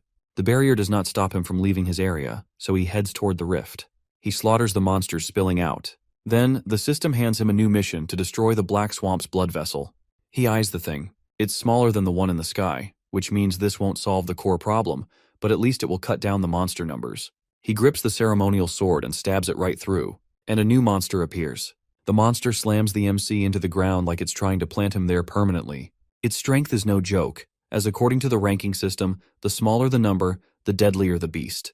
The ones they had fought before were child's play compared to this 6-digit high D-rank nightmare. Before our boy's regression, humanity had been nearly wiped out by these ranked monsters. Back then, he had barely managed to take this one down after 3 retries. But this time he is going to make sure things go a little smoother. Our hero does not waste time. He goes full offensive and strikes the monster again and again until he finally gets a clean stab in. Thanks to his attack nullification, the beast's retaliation might as well be a light breeze. Then, just to make things worse for the poor thing, he freezes its claw. And for the grand finale, he shoves both his ceremonial and frost swords straight through its mouth, as well as tosses in a burning ball for good measure. An hour later, he drinks the potion as the monster is finally down. With that done, he moves on to destroy the Black Swamp's blood vessel with frost magic and finishes the quest. Another quest notification pops up, which means someone else also had completed the mission. Over on the south side, Huion has somehow managed to kill the monster as well. After watching countless people die, those who initially ran away finally realize that running does not really work when the entire world is trying to kill you. Unfortunately, most of them had already learnt that lesson the hard way. Huion, feeling the weight of her failure, cries and regrets that she had not been a better leader. As the barrier fades, her first thought is our boy. There is no way he could have handled something this strong alone, no matter how absurdly skilled he is. So, dragging her injured self forward, she orders the others to follow her north to help him. She is not about to lose an asset like our hero, not when he is the closest thing they have to a one-man army. But just as she pushes forward, the MC shows up instead. The system congratulates them on their survival, and in 2 days, they will return to the labyrinth. Out of the massive number of people who started, only 30,000 are still standing. Huiyun, who is still drowning in guilt, wants our boy to take over as leader, but he knows better that he is not exactly leadership material. And honestly, people would rather follow her than someone like him. He wants her to remember the brutal truth that she cannot save everyone, but at least the survivors know she fought with everything she had. As they look to her for guidance, she straightens up and gives a speech about survival and rallies them for whatever nightmare comes next. As our hero gets ready to leave, Junyak and Taeyeon show up and are not thrilled about splitting up. They thank him for helping them grow stronger and promise to keep training, because if this mess has proven anything, it's that they desperately need it. Huiyun and Junggun are there too and hope to see him again. The MC does not mind that either. With that, he turns and steps back into the labyrinth and is ready for whatever fresh disaster awaits. Our boy stands before the 10th floor's boss room, but before getting down to business, he gets to collect his well-earned rewards. The system hands him bonuses for wiping out the monsters on their planet and offers him points in numbers, which he can convert into gold, stats, or skill competency. The exchange rates for gold are disappointingly low, and since it is something he can grab whenever, he considers putting some into stats. But with his current balance, it would not do much. The real prize is skill competency, which usually takes ages to improve.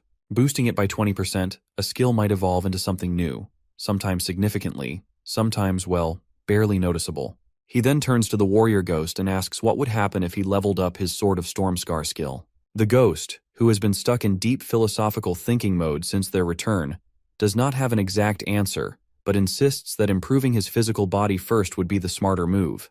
The MC then opens his status window, only to be greeted by a chaotic mess of options. One thing that catches his eye is magic. He decides to dig deeper and heads to the 9th floor's safety zone and spills everything to Lilith. When she hears he can boost his competency level by 50%, she looks like she just heard the dumbest thing in existence. She immediately warns him not to share this with anyone unless he wants to get assassinated. Apparently, the stronger one's magic competency, the more useful it becomes. Right now, his competency is so low that even beginner-level spells are out of his reach. Magic in the labyrinth has different levels, but how much of it one can actually use depends on competency. Normally, at 20%, someone can squeeze out the full potential of basic spells, but only half the power of beginner-level ones. At 40%, they can finally use beginner magic properly, and at 60%, they can control intermediate-level magic like a pro. Now it's decision time. First, our boy spends 100 points to boost his detection skill by 10%. By using it, he can see enemy weaknesses, hidden rooms, and even get occasional helpful insights from the system. With the rest of his points, he levels up magic and unlocks magic acceleration and magic explosion. Now he can actually control elements like fire, ice, and wind without looking like a total amateur. He decides to test it on the burning ball and notices it's now bigger and great for intimidation. He uses acceleration magic on it and sees that it not only moves faster but also hits harder. Then, he experiments with frost arrows, shattering them into sharp fragments using magic explosion. Now, onto the main event, which is the 10th floor boss, the ogre fighter. Our hero launches his burning ball and cranks up its speed with acceleration magic.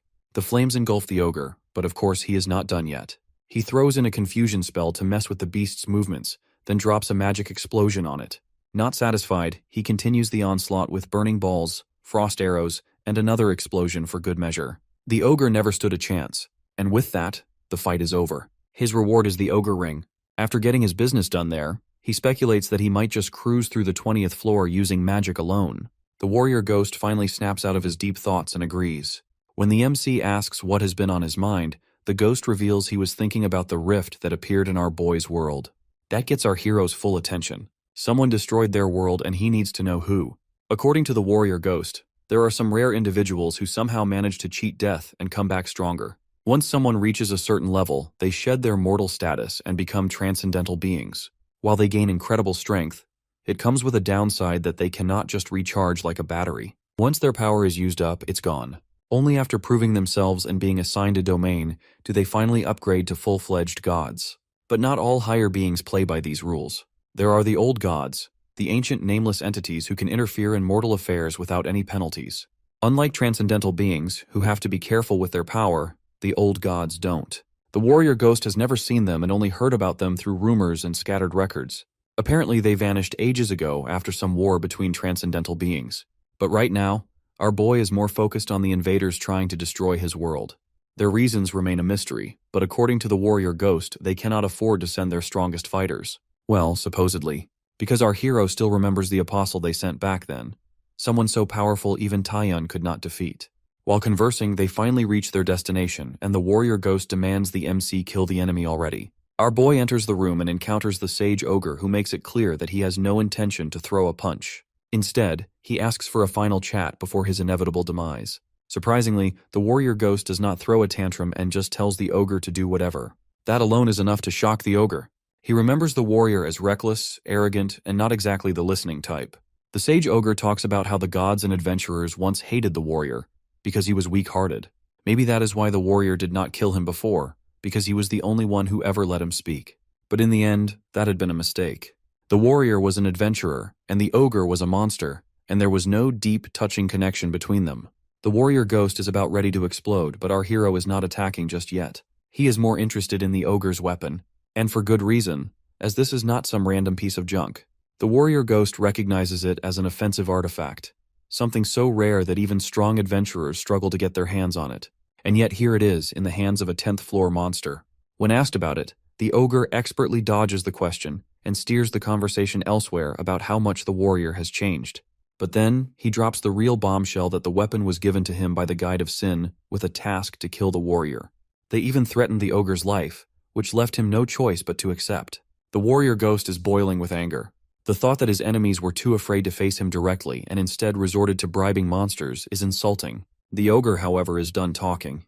He accepts his fate and is ready for whatever comes next. The MC does not hesitate, and with one clean strike, it's over. The system acknowledges his victory that he has cleared the 10th floor, but along with that comes a disturbing message. Higher beings are watching him, some with curiosity, others with hostility. As a reward, our boy claims the ogre's weapon, Edge of Calamity. The warrior ghost is not sure whether to be grateful or curse the ogre for it, but for now, he focuses on something else. As a proper reward, he gifts our hero Cabot's relic, a sword soaked in the blood of ancestors.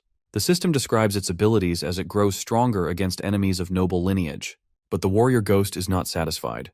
Learning the truth about his past only fuels his rage. He gives the MC a new mission to hunt down and eliminate everyone involved in his murder. Our boy, of course, accepts. Meanwhile, somewhere else, the Guide of Sin is already on the move and is looking for more useful pawns. Half of the adventurers who have given up on conquering the labyrinth decide they are not cut out for the whole fight to survive thing. Instead, they band together and form a group called the Guide of Sin. But instead of taking on the maze like proper adventurers, they choose the easy way out. That is, by becoming parasites. They set their own rules, limit how far others can go, and anyone who does not obey. Well, let's just say they don't stick around long enough to complain. Our boy is busy doing what real adventurers do, that is, kicking monster butt. He takes down the Skeleton Knight, the boss of the 11th floor, and gets his rewards. The Bracelet of Countermove, an ogre ring, which is basically just a fancy human bracelet, and a lion ring. According to the warrior ghost, the big shots of the Guide of Sin are hiding out in the deeper floors, while their underlings are scattered around. Not that it matters to our hero, as he has all places to be. He steps onto the 12th floor and is immediately hit by a stench so bad he almost regrets coming down here. The theme of the labyrinth has changed because apparently, every 10 floors, things have to get worse. From here to the 20th floor, undead monsters are the main attraction, which explains the lovely aroma of rotting flesh filling the air. Not long after, he comes across the altar of Maria. Unlike Rakirada's, Maria's is so plain he would not have even noticed it if not for the system's update. The warrior ghost explains that Maria is the goddess of choice. However, he cannot spill any details about her test, as apparently the conditions for him and the MC are different. The only thing our boy really needs to know is that Maria is powerful, and like all powerful beings, she is totally unpredictable. As soon as he touches the altar, a quest pops up. Maria wants to test him, and of course, she is not about to go easy on him. She even offers an intensified version of the test. Our boy, being the MC, accepts without a second thought. Maria laughs and wants him to choose between fighting a lot of enemies or just a few. Our hero has no clue what the right answer is, but since Maria is the goddess of choice, it's pretty obvious she just wants him to, well, choose. The warrior ghost confirms it. Since there is no way of knowing which choice is better, He picks a small number of enemies. Maria is not done messing with him yet. Next, she asks if he wants various types of enemies or just a few types. He goes with the latter. Eventually, though, she seems satisfied. Then the real fun begins. The room expands, and before he can even think, monsters from every floor he has ever fought start pouring in. The rules are simple. He cannot leave, and if he does, he loses. The ogre rushes at him, and the MC activates apnea and is ready to fight. This is a whole new kind of battle, one that forces him into a playstyle he absolutely hates. And that is when it hits him that Maria has set this up on purpose. She wants him to fight in the worst possible conditions to push him to his limits. Well, if that is what she wants, he would be happy to show her what he can do. He activates Evidence of Struggle, a skill that makes him stronger with every enemy he defeats. A giant orc charges at him, and he greets it with a powerful strike. But before he can celebrate, more monsters swarm him from behind. He grabs a snake-like creature and throws it straight into another monster and then finishes them both off with frost arrows. As the fight rages on, he barely has time to breathe. More enemies keep coming, and honestly, he is kind of enjoying himself. The MC finally cuts down most of the monsters, but exhaustion is written all over him. Just one more to go, the one in red armor, the Death Knight. Taeyeon had mentioned it was the boss of the 20th floor, but the fancy ornament hanging from its neck seems a little too extravagant for just another mindless monster. He wonders if, like the servant of Rakarata's, this one was once human.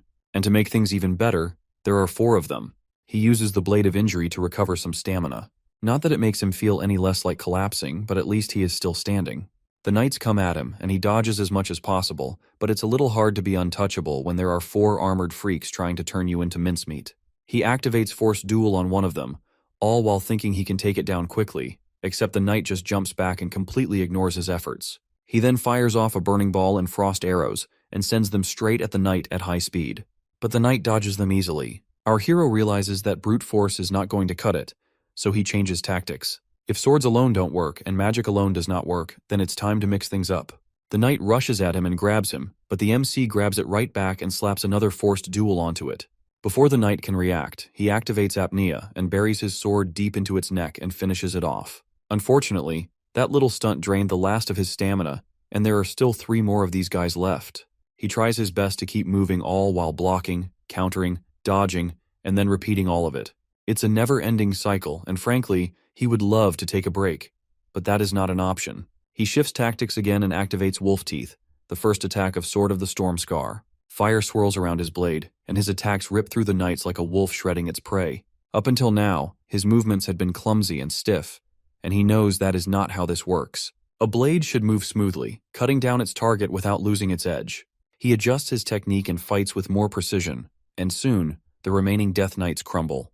The warrior ghost watching him looks like he just saw a miracle, as our boy has instinctively learnt the second technique of Sword of the Storm Scar, Notch. Unlike Wolf Teeth, which is all about overwhelming the enemy, Notch is sharp, minimal, and ruthlessly efficient. The MC is not sure which one is stronger, but the contrast alone is enough to throw opponents off their game. Maria then interrupts him as she is ready to hand out rewards. She gives him a shape-transforming weapon and a skill called Freedom of Choice. Our boy knows what is coming next, an apostle contract, and rejects it immediately. Maria then presents him with an invitation instead. He hesitates and does not quite understand what is going on, but then the invitation gets accepted on its own. The next thing he knows, he and the warrior ghost are free-falling into some unknown pantheon's warmth. Our hero and the warrior ghost drop into total darkness, and the ghost instantly starts trembling like a scared cat. He just cannot believe Maria actually dragged them there. Our boy, on the other hand, stays calm and looks around until he spots a shrine. He walks right in, and the ghost, who is still freaking out, warns him to stop wandering around like a fool. But to the MC, that warning is useless, as Maria invited him here, and he is not about to ignore a personal summon.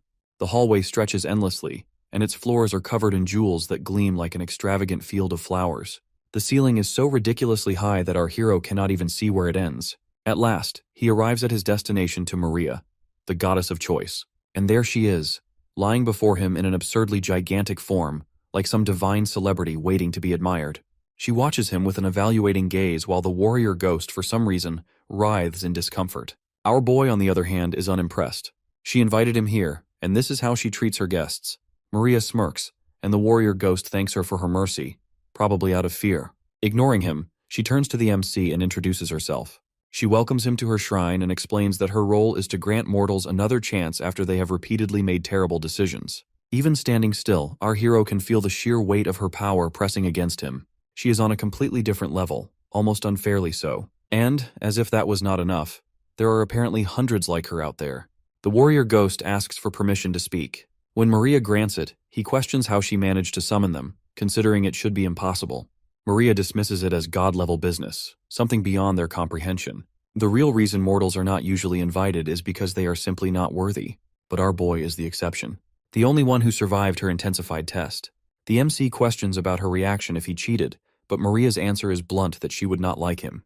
The warrior ghost had already pulled that stunt before, and it did not end well for him. With that out of the way, Maria gets straight to the point. She wants the MC to be her apostle. The perks sound great, the power tempting, but our hero is not interested. He declines politely, and luckily she takes it well. Since he has her attention, our boy decides to ask something that has been bugging him about how much the gods actually know about him. Maria reveals that they are aware this is not his first time here. They also know about that handy little item, Ouroboros stone he used, courtesy of a vomiting snake, a tragic soul tricked into stepping into the wrong place. That is how she describes him.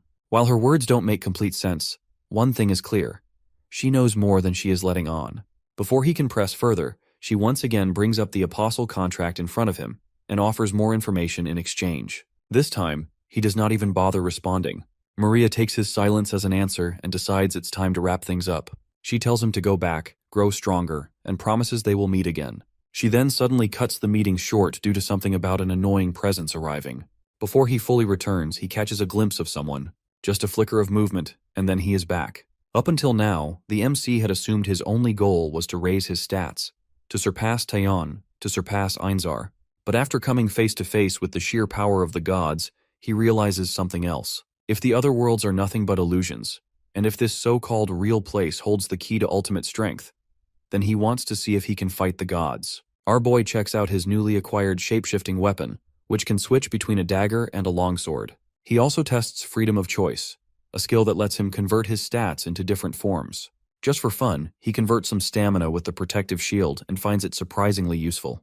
As he prepares to move on, his eyes land on Maria's gift, which is a so-called blessing from the goddess. But the problem is that for now it does absolutely nothing. He asks the warrior ghost if he knows anything about it, but even he is clueless. So our hero saves it and continues forward. On the 12th floor, he faces the rotten ghoul, the floor boss. The fight is quick and almost too quick, and the reward is a pair of powerful gloves. Not bad, but there is a downside that regular monsters are now way too weak for him, which means he is not getting any proper loot. Basically, he is too strong for his own good. But what can he do but just move on? The 13th floor greets him with a swarm of zombies. At this point, they might as well be walking sacks of experience points. He cuts through them effortlessly and barely breaks a sweat.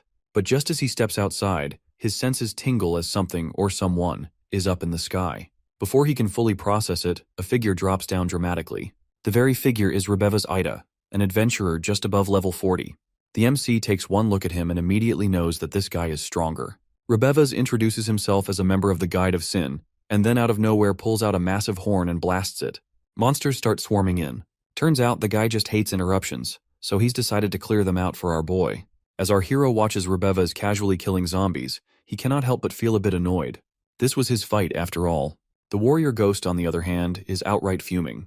He recognizes Rebevas, once a coward who shook in fear at the mere sight of him. But now the guy's walking around like he owns the place. The MC decides he has had enough and jumps in to reclaim his kills. Rebevas takes this as an opportunity to show off, but our boy is not impressed. Rebevas then gets to the point and offers our hero a spot in the Guide of Sin. The warrior ghost wants our boy to decide solely for himself. Rebevas, meanwhile, starts going on about how breaking out of this labyrinth is a fool's dream. According to him, the gods are just toying with them, and the hidden rooms are filled with impossible obstacles. He even has the audacity to suggest that the warrior ghost died because of such challenges. The ghost shuts that down immediately as he was not defeated by some unbeatable puzzle, but they killed him.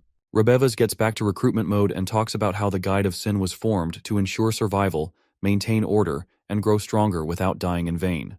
But in order to join then, our hero would have to cut ties with the warrior ghost because, apparently, he broke some sacred laws and tried to attack them. The MC has already heard rumors about how this group operates. Even gaining strength requires permission. Rebevas confirms it but insists it's for safety. But our boy knows better what is really going on.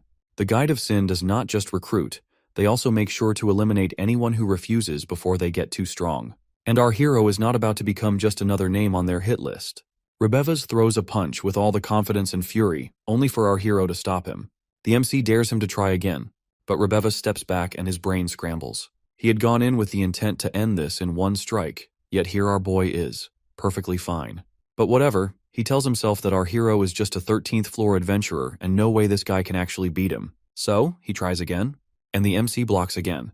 At this point, Rebevas is starting to feel like a complete idiot. His frustration barely has time to settle before our boy stabs him. It's not a deep wound, but it's enough to snap him out of his delusions. Our hero can see Rebevas has solid defense, but his movements are just sloppy. The warrior ghost watching the fight cannot help but add insult to injury. Apparently, Rebevas was never properly trained in martial arts, and is only at the level of a third-rate mercenary. Worse, he never even got stronger in the labyrinth because he had nothing to offer. Rebevas is now boiling over. He decides that if the MC wants to be a jerk, he will just have to crush him with everything he has got. He launches a strong attack, but our boy counters it like it's nothing. Then comes another stab. Rebevas starts to panic. He knows he landed a kick earlier, and our boy should be hurt. But he is still standing, looking as unbothered as ever. Rebevas starts piecing things together that maybe Einzar gave him some ridiculous skill. He demands answers, but our hero just rushes at him and wants him to figure it out himself. Rebevas barely manages to block with his bare hands and then back away. He knows he has to put a stop to this before the MC completely overwhelms him. That is when he decides to use his trump card, the Gauntlet of Explosion. It's a powerful ability, usable only once a month, and is capable of dealing 5 times his normal damage. This should turn the tables, except it does not. The moment he activates it, he realizes with horror that our hero just nullified his attack as if it was nothing. Rebevas' stomach drops as he realizes that this man is a monster. The warrior ghost takes the opportunity to remind him that he used to be strong when he was a 20th floor adventurer, but since he never actually fought real battles, he got lazy and weak. The MC presses him for answers. Rebevas hesitates, as obviously he has no reason to talk if he is going to die anyway. But the warrior ghost reminds him of how much they can sacrifice for the transcendental beings, and suddenly, Rebevas' survival instincts kick in and he agrees to talk. He admits he does not know exactly how many adventurers are in his group, but considering how many joined by the 20th floor, it's probably in the hundreds. He also explains the labyrinth's structure that every 10 floors mark a new tier. The deeper you go, the less likely you are to return, since that would apparently crush their dignity or something. Then comes the warning that no matter how strong our boy thinks he is, fighting an entire tier of adventurers is totally impossible. But our hero does not care about that at all. Rebevas recognizes it now that he used to be like our hero, and grew stronger with each challenge. But the difference is that the MC never stopped improving. He starts to regret that if only he had rejected the offer, and only he had fought with honor. But there is no time for regrets now. With one final merciless strike, our boy ends him. As Rebevas falls, something within our boy stirs. His spiritual power enchantment activates, and his stats start rising. The MC checks in with Junyak and Taeyeon and finds out that they have made it to the 3rd floor. Junyak also updates him on the other players, with those in easy mode having a rough time, probably because a lot of them did not make it back alive. Meanwhile, normal mode players are still alive, just a bit more paranoid now. Over in hard mode, Yoongun reports that most people survived the last mission, and our boy's appearance back then gave them a serious wake-up call. Now, they are all busy training like their lives depend on it because, well, they do. They are eager to show our hero how much stronger they have become next time they meet. Junyak then mentions finding Valtazahar's altar on the 4th floor and wonders if he should take the test. Taeyeon, on the other hand, has apparently found her courage and wants in as well. The MC notes how much they have changed, especially Taeyeon, who has gone from hesitant to bold. He tells them that their trials will be different from his, so he is not much help here. But if they want to, they surely can go ahead with the trial. He then heads back and asks the warrior ghost about Valtazahar's trial. The ghost recalls it being pretty easy for him, and our boy hopes his friends don't end up dead. He now has the Gauntlet of Explosion. He also checks his status window and sees he has been improving steadily, but the recent power boost is on a whole new level. The warrior ghost warns him that the remaining members of the Guide of Sin are not going to let Rebevas' death slide. Our hero, however, is ready to welcome the challenge. Deep in the labyrinth, in the Guide of Sin's meeting room, someone reports Rebevas' death to a higher-up. The response is to kill the MC. Meanwhile, on the 20th floor, the second-tier adventurers gather to discuss Rebevas' death. One of them announces that the executives have issued a search warrant, and whoever kills our boy will get promoted to the 3rd tier. Suddenly, everyone wants in on the action. Since they cannot all kill him at once, They decide to roll dice to see who gets first dibs. The winner is a guy named Aldawada. On the 13th floor, our hero finishes wiping out the zombies when Aldawada arrives and is ready to take him down. He assumes that a mere 13th floor adventurer is not worth worrying about. He is already daydreaming about his promotion when the MC interrupts with a punch so powerful it sends him flying into a wall. The warrior ghost calls him loud and weak, and our boy agrees. Aldawada still refuses to accept reality and transforms into a werewolf and charges. Unfortunately for him, he is still painfully slow. The MC takes him out without breaking a sweat. The other adventurers notice that Aldawada's life flame has officially gone out. The players have convinced themselves that Aldawada has failed to transform into his werewolf form and has died. Now it is Giuseppe's turn. He goes to our hero, but the MC attacks immediately. Giuseppe whines that he was not given a warning, but our hero points out that he does not see the point in giving a heads up to someone who has shown up to kill him. Not one to back down, Giuseppe quickly throws up a magic shield to protect himself. Our boy is actually impressed that this guy knows how to use magic defensively. Giuseppe, on the other hand, decides to cast a madness spell on the MC. But our hero counters it without breaking a sweat, using his indomitable spirit. And just like that, Giuseppe has a terrible realization that our boy is not just some lucky nobody who has miraculously taken down Aldawada and Rebevas, but he actually knows what he is doing. Giuseppe tries switching tactics and uses a particle dispersion spell, followed by frost arrows. Our boy counters with his own frost arrow. Giuseppe barely dodges them, which is honestly embarrassing for someone trained by a prestigious magic tower. The frustration is real. In a desperate attempt, he uses Thunderstroke, but the MC, of course, nullifies it without any effort. At this point, Giuseppe's brain is struggling to process how badly he is losing. And then before he can figure it out, he is dead. The other players are confused that Giuseppe is gone too. One by one, more players step up, determined to do better, and one by one, they die just as quickly. They start to get desperate, and as one-on-one is not working anymore, they try groups of 5. But the better they came up with a fail, as all of them were wiped out in a matter of hours. Now nobody wants to step up. Just then, Zagan shows up, who is a 3rd-tier demon, and arrives just in time to see the mess. He asks where the others have gone, and one player lies that they have gone to another floor. But Zagan is not buying it. With a single punch, he knocks the guy out, and the truth spills out that everyone is dead. Zagan announces that he will kill our boy himself. Meanwhile, on the other side, the MC is busy reflecting on the fight. He has to admit, the players had decent attack and defense, but their teamwork was absolutely awful. It is obvious they have never fought together before. But well, their loss is his gain, and thanks to them, he has leveled up 11 times. The downside is that as his level increases in this way, task rewards will drop. He checks out his newly acquired mana dispersion ability, which basically turns ice particles into a chaotic mess of destruction, and figures that by now, the players should have realized they are not equipped to deal with him. But apparently, common sense is not their strong suit, because they come. He notices Zagan approaching. Unlike the rest of the Guide of Sin members he has encountered, this one actually looks stronger. Zagan, on the other hand, is busy checking our boy up and trying to figure out why his power is completely off the charts. And then it clicks, and he assumes that our hero is a dragon. The other players immediately go pale, because if our boy really is a dragon, they might as well dig their own graves. Even the weakest dragon can tear through dimensions, and taking one down is impossible unless one is some absurdly high-level demon. And the MC? He does not confirm it and neither denies it. He just smirks and gives them a challenge to do whatever they can. Zagan has no interest in picking a fight if our hero is truly a dragon, and bows respectfully to let him pass. The other players stare and are dumbfounded that Zagan, the terrifying force of destruction, is just giving up. The warrior ghost tries to hold in his laughter but fails and bursts out in amusement. Our boy turns to him and asks about dragons. Zagan's face immediately twists in rage as he realizes that he was being played. With fury bubbling inside him, Zagan activates Dekaravia's distorted vegetation and sends thick roots to grab the MC. But our hero burns through them with a fireball. Zagan then summons Dekaravia's raven spirit, and a swarm of shadowy birds surrounds our boy. He starts slashing through them, but there are just too many. As he struggles, he realizes he did not even know magic could create creatures like this. The warrior ghost explains that of course he would not know, as his magic comes from the gods and is completely different from the versions demons use. Zagan is now beyond irritated, as this fight is between him and our hero alone. The warrior ghost assures him that he has no intention of helping our hero. That is when Zagan pauses, and to him, it seems like our boy and the warrior don't get along. And honestly, that is great news for him. He does not dwell on it for long. He has a fight to win. He then unleashes Marcosia's fake flame. The MC counters with frost arrows, but they do absolutely nothing. So he uses attack nullification. Zagan freezes as he had no idea such a skill existed. But then, after using it a second time, our hero actually takes damage. That is all the proof Zagan needs that this guy also has no clue how his skills work. He prepares his next move.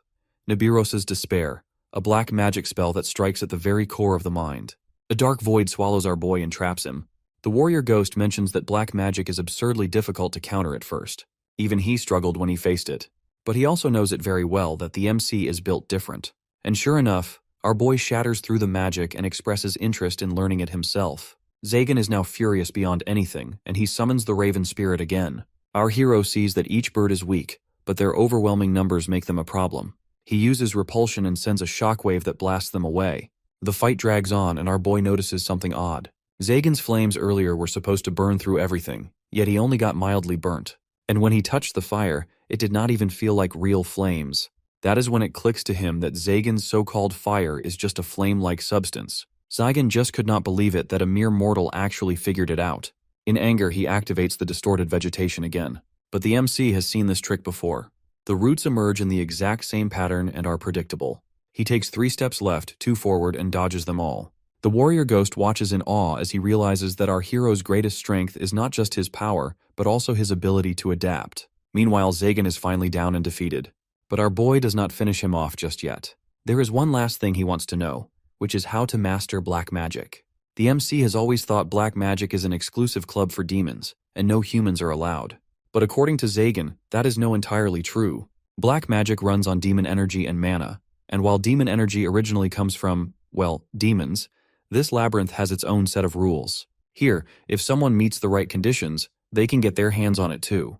The trick is meeting their god. Apparently, this god has a soft spot for talented individuals, and if our boy can impress them and survive their little test, he might just get a taste of demon privileges. Our boy turns to the warrior ghost and asks where he can find this god. The ghost rummages through his memories and vaguely recalls that they are not too far. Meanwhile, Zagan has a simple request for our hero to just kill him already, without any offerings to the gods. The MC grants his wish, and in return, he levels up and gets a new black magic skill, Marcosia's Fake Flame. The spell let him summon flames controlled by the demon Marcosius, which sounds cool except that he cannot actually use it yet, because obviously he still does not have demon energy. Pushing that minor inconvenience aside, he turns his attention to the adventurers lurking outside. He wants them to come in and face him, and after some hesitation, they finally do, but shaking like leaves in a storm. When they nervously ask what he wants, he answers plainly that he wants experience points and stats. Originally, he had thought about wiping them all out, but at his current level, that would not do much for his growth. So instead he makes a deal. If they want to keep breathing, they have to report to the higher-ups that he has died in a battle against Zagan. In other words, they are to lie and make sure the Guide of Sin has no idea he is still around. Faced with the option of dying or playing along, they agree faster than he expects. Still, he turns to the warrior ghost just to be sure to spare them or not. The ghost is not particularly bothered since they are not the ones who have ended his life. But he does have one burning question for the second-tier representative about the identity of the very being who gave the order to kill him. The man hesitates, but in the end, he spills the truth that the culprit is Societe Gardentia, someone from the Cursed Kingdom's bloodline. Now that hits differently. Of all people, Societe is the last person the warrior has expected. They actually got along well, as much as one can in a death maze. Meanwhile, Junyuk and Taeyeon return with good news that they have successfully completed Valtazahar's trial. The test has forced them to confront their worst fears. Taeyeon had to face a giant spider, while Junyuk had been pitted against an elephant. The conversation makes our boy wonder what kind of nightmare would have popped up if it had been him taking the trial. After parting ways, our hero turns back to the warrior ghost for a full explanation of his past. But according to the warrior, there is not some grand, tragic tale behind it. He came from a ruined place, wandered into the labyrinth, and spent his days surrounded by monsters that don't understand a word he says. Societe had been the only one he can hold an actual conversation with, and that connection had meant something to him. But he reassures the MC that this revelation does not change his current mission. With that wrapped up, our boy pushes forward and clears both the 14th and 15th floors. Before heading to the 16th, he decides to pay Lilith a visit. From her, he gains 2 new magic abilities, Transparency and Slow. It is Lilith's first time seeing slow magic in action, so she excitedly asks him to try it on her. And so, he does. She finds it fascinating until they hit a small problem. He has no idea how to stop it. Luckily, the magic wore off after 10 minutes. Now, with everything sorted, the MC steps onto the 16th floor. According to the second-tier representative, in an empty room, he will find exactly the very blacksmith he is looking for. Our boy remembers how Taeyeon once described Hafren as a man as cold as a block of ice, who never showed emotions and treated her strictly as a business partner. But after enduring endless mockery from NPCs and gods in the labyrinth, she had actually come to appreciate his indifference. Hafren explains to our hero that monsters in the labyrinth drop two things: equipment and materials. Materials are either sold or used to craft gear, and if the MC hands them over, Hafren will make the equipment. As a special first-time offer, he even agrees to do it for free. But before our boy can make any offer, Hafren recognizes the warrior ghost, which is shocking for the warrior. Hafren admits he figured both of them had already kicked the bucket, considering all the chaos with the Guide of Sin. Not that he particularly cares, because as long as the materials keep coming, he is not interested in the status of his clients. To avoid unnecessary drama, he also warns them not to offer him some exclusive contract. Our boy gets to the point and requests a wrist guard. Hafren takes the materials and tells him to come back in half an hour. Rather than twiddling his thumbs, our hero decides to clear another floor while waiting. When he returns, Hafren hands over the wrist guard. The MC tries it on and finds it decent enough and is ready to leave until the warrior ghost decides to stir the pot. He points out that Hafren is capable of making something way better.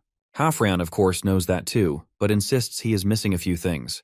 The warrior ghost, however, is not talking about minor limitations. He means the rare, power-infused equipment that only Hafren can create. Our boy is completely lost and asks what they are on about. The warrior ghost explains that Hafren is similar to him, with one big difference: that Hafren can actually go back to his world. Hafren questions whether our boy is even worthy of knowing such secrets. The warrior ghost drops the fact that our hero defeated the Guide of Sin from the 30th floor, despite only being on the 13th. Hafren, however, is not buying it. To prove their claim, he sets a challenge that if the MC can defeat the monster he has prepared, he will acknowledge them without any arguments. The warrior ghost checks if the MC is up for it, and explains that he suggested this because the timing felt perfect. Our boy, who is always eager to get stronger, does not hesitate. Though, a small part of him wonders if this is really worth the trouble. The warrior ghost assures him that it absolutely is. Hafren returns after wrapping up his so-called preparations, and the MC and the warrior ghost meet a sealed bar log. The warrior ghost instantly recognizes it because, of course, it's one of those nightmares lurking on the deeper floors. Hafren explains that our boy has nothing to worry about. Apparently, this once terrifying creature has been falling apart over time and is now barely on par with a boss from the later half of the 20th floor. Our hero accepts the challenge. The moment Hafren releases the bar log, it rushes forward and blasts out a wave of demonic energy. The MC sidesteps like it's nothing and slows the monster down with a spell and then unloads a barrage of fireballs and frost arrows. Hafren is left staring like he just saw a ghost, except the actual ghost present seems just as stunned. Our boy is not just outperforming his own stats. His spiritual power enhancement skill not only boosts his abilities, but also lets him borrow his opponent's tricks. Before the bar log even knows, our hero finishes it off.